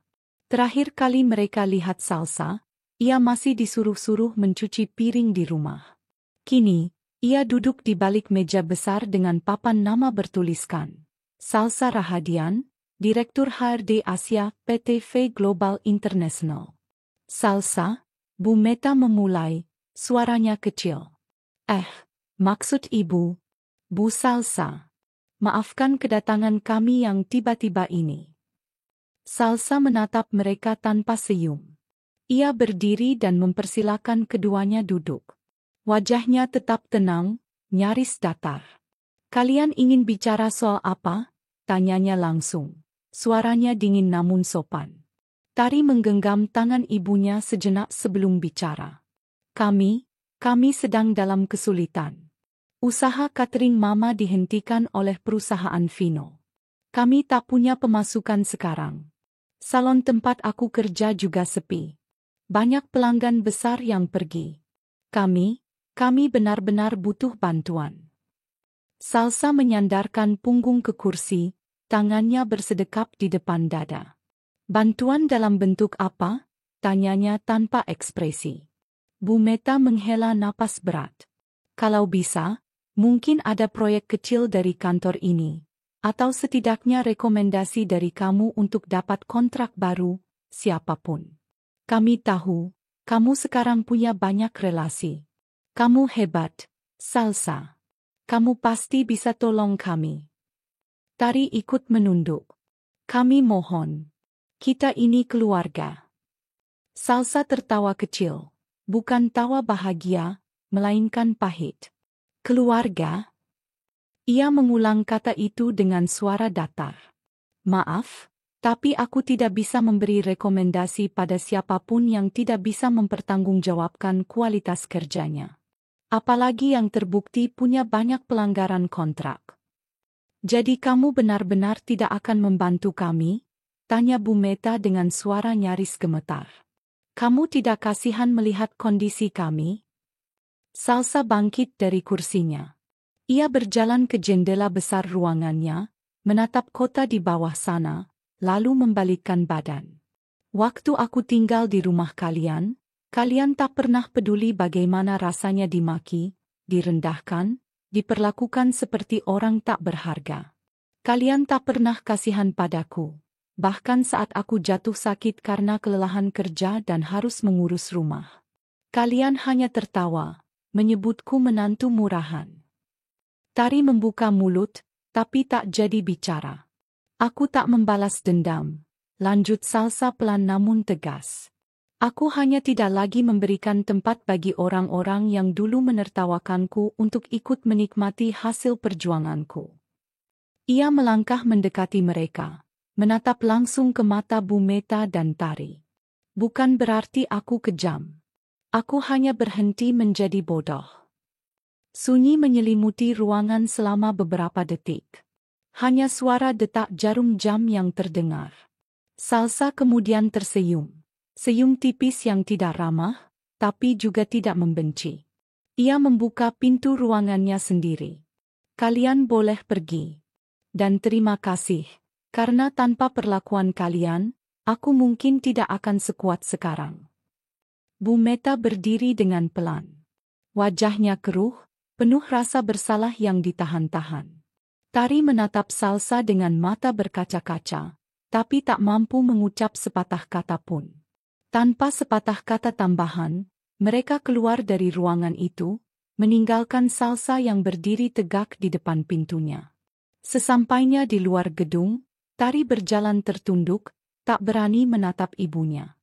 Mama, kita selama ini salah ya. gumamnya pelan. Bu Meta tak menjawab. Ia hanya menatap gedung tinggi itu dengan wajah kosong. Untuk pertama kalinya dalam hidupnya, ia sadar bahwa menilai seseorang dari penampilan dan status keluarga adalah kebodohan terbesar yang pernah ia lakukan. Sementara itu, Salsa kembali ke mejanya. Ia duduk, mengambil secangkir teh hangat yang sudah mulai dingin, dan menyesapnya perlahan. Hari itu, ia kembali bekerja seperti biasa. Namun kali ini, hatinya lebih ringan. Bukan karena ia telah membalas semua perlakuan mereka, tapi karena ia telah melepaskan beban panjang yang selama ini menekan dadanya.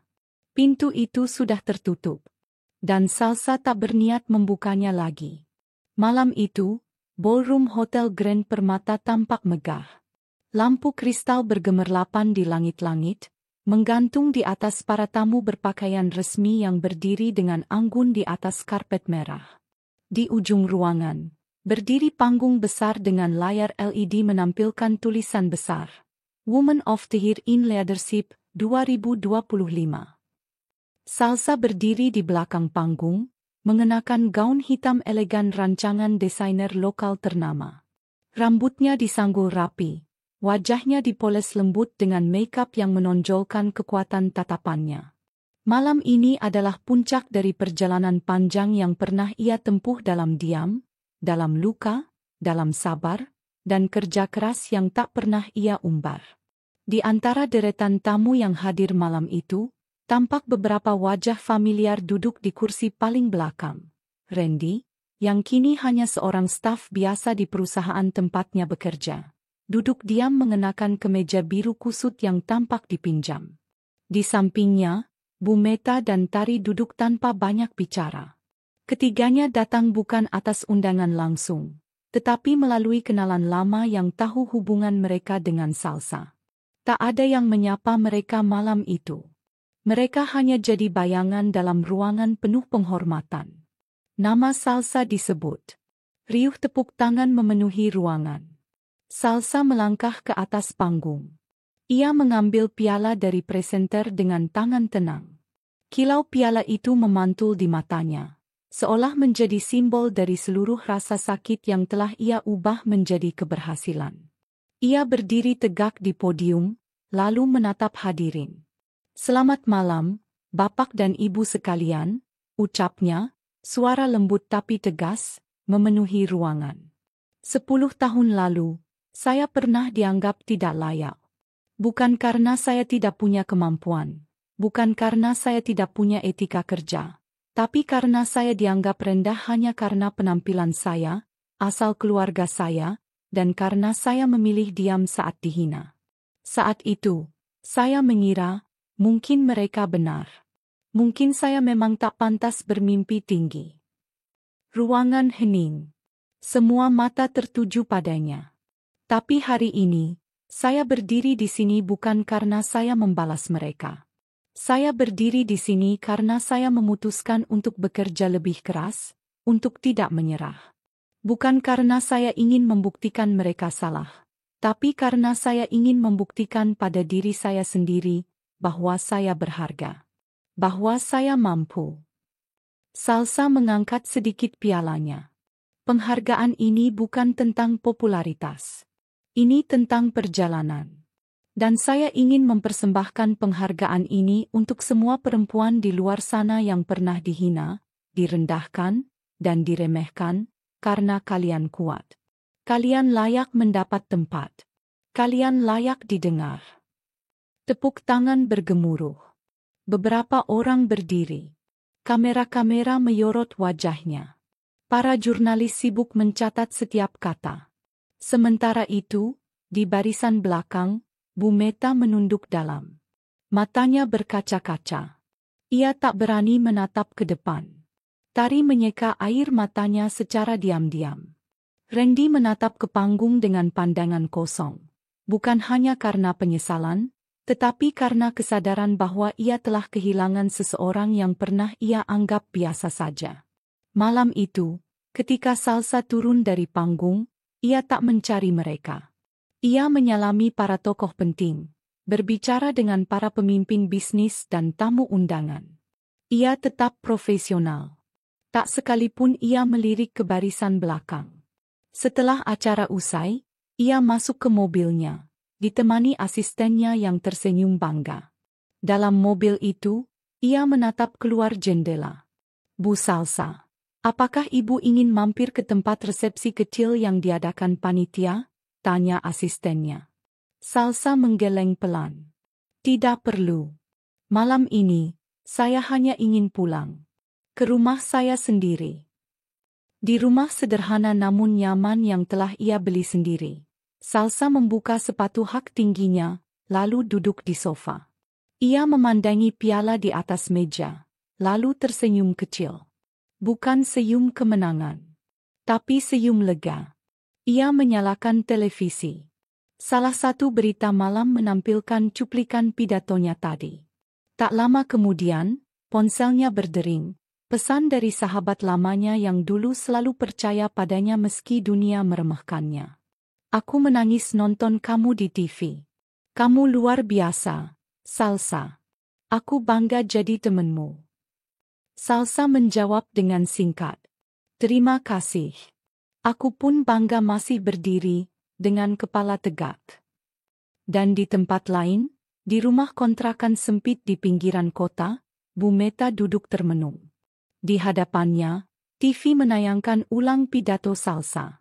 Ia teringat semua kata-katanya sendiri dulu, yang menyebut Salsa, murahan, gak tahu diri, dan gak akan jadi siapa-siapa. Kini semua kata itu terasa seperti batu yang menghantam kepalanya sendiri. Tari masuk membawa 2 gelas teh. Ia duduk di sebelah ibunya dan berkata pelan, "Ma, kalau waktu bisa diulang." Bu Meta menggeleng. "Waktu tidak bisa diulang, Tari. Tapi kita masih bisa belajar untuk tidak mengulang." Mereka berdua menatap layar TV diam-diam. Sementara itu, di atas meja ruang tamu rumah Salsa, ada satu foto kecil yang dibingkai rapi. Foto itu memperlihatkan dirinya 5 tahun lalu, berdiri di dapur rumah mertuanya, mengenakan daster, memegang piring, tersenyum canggung. Di bawah foto itu, tertulis sebuah kalimat kecil. Yang dulu diremehkan, kini tak bisa digapai. Salsa tahu, hormat yang ia terima hari ini bukan karena ia meminta, tapi karena ia layak. Dan tidak ada balasan yang lebih indah selain diam, kerja keras, dan membuktikannya dengan elegan.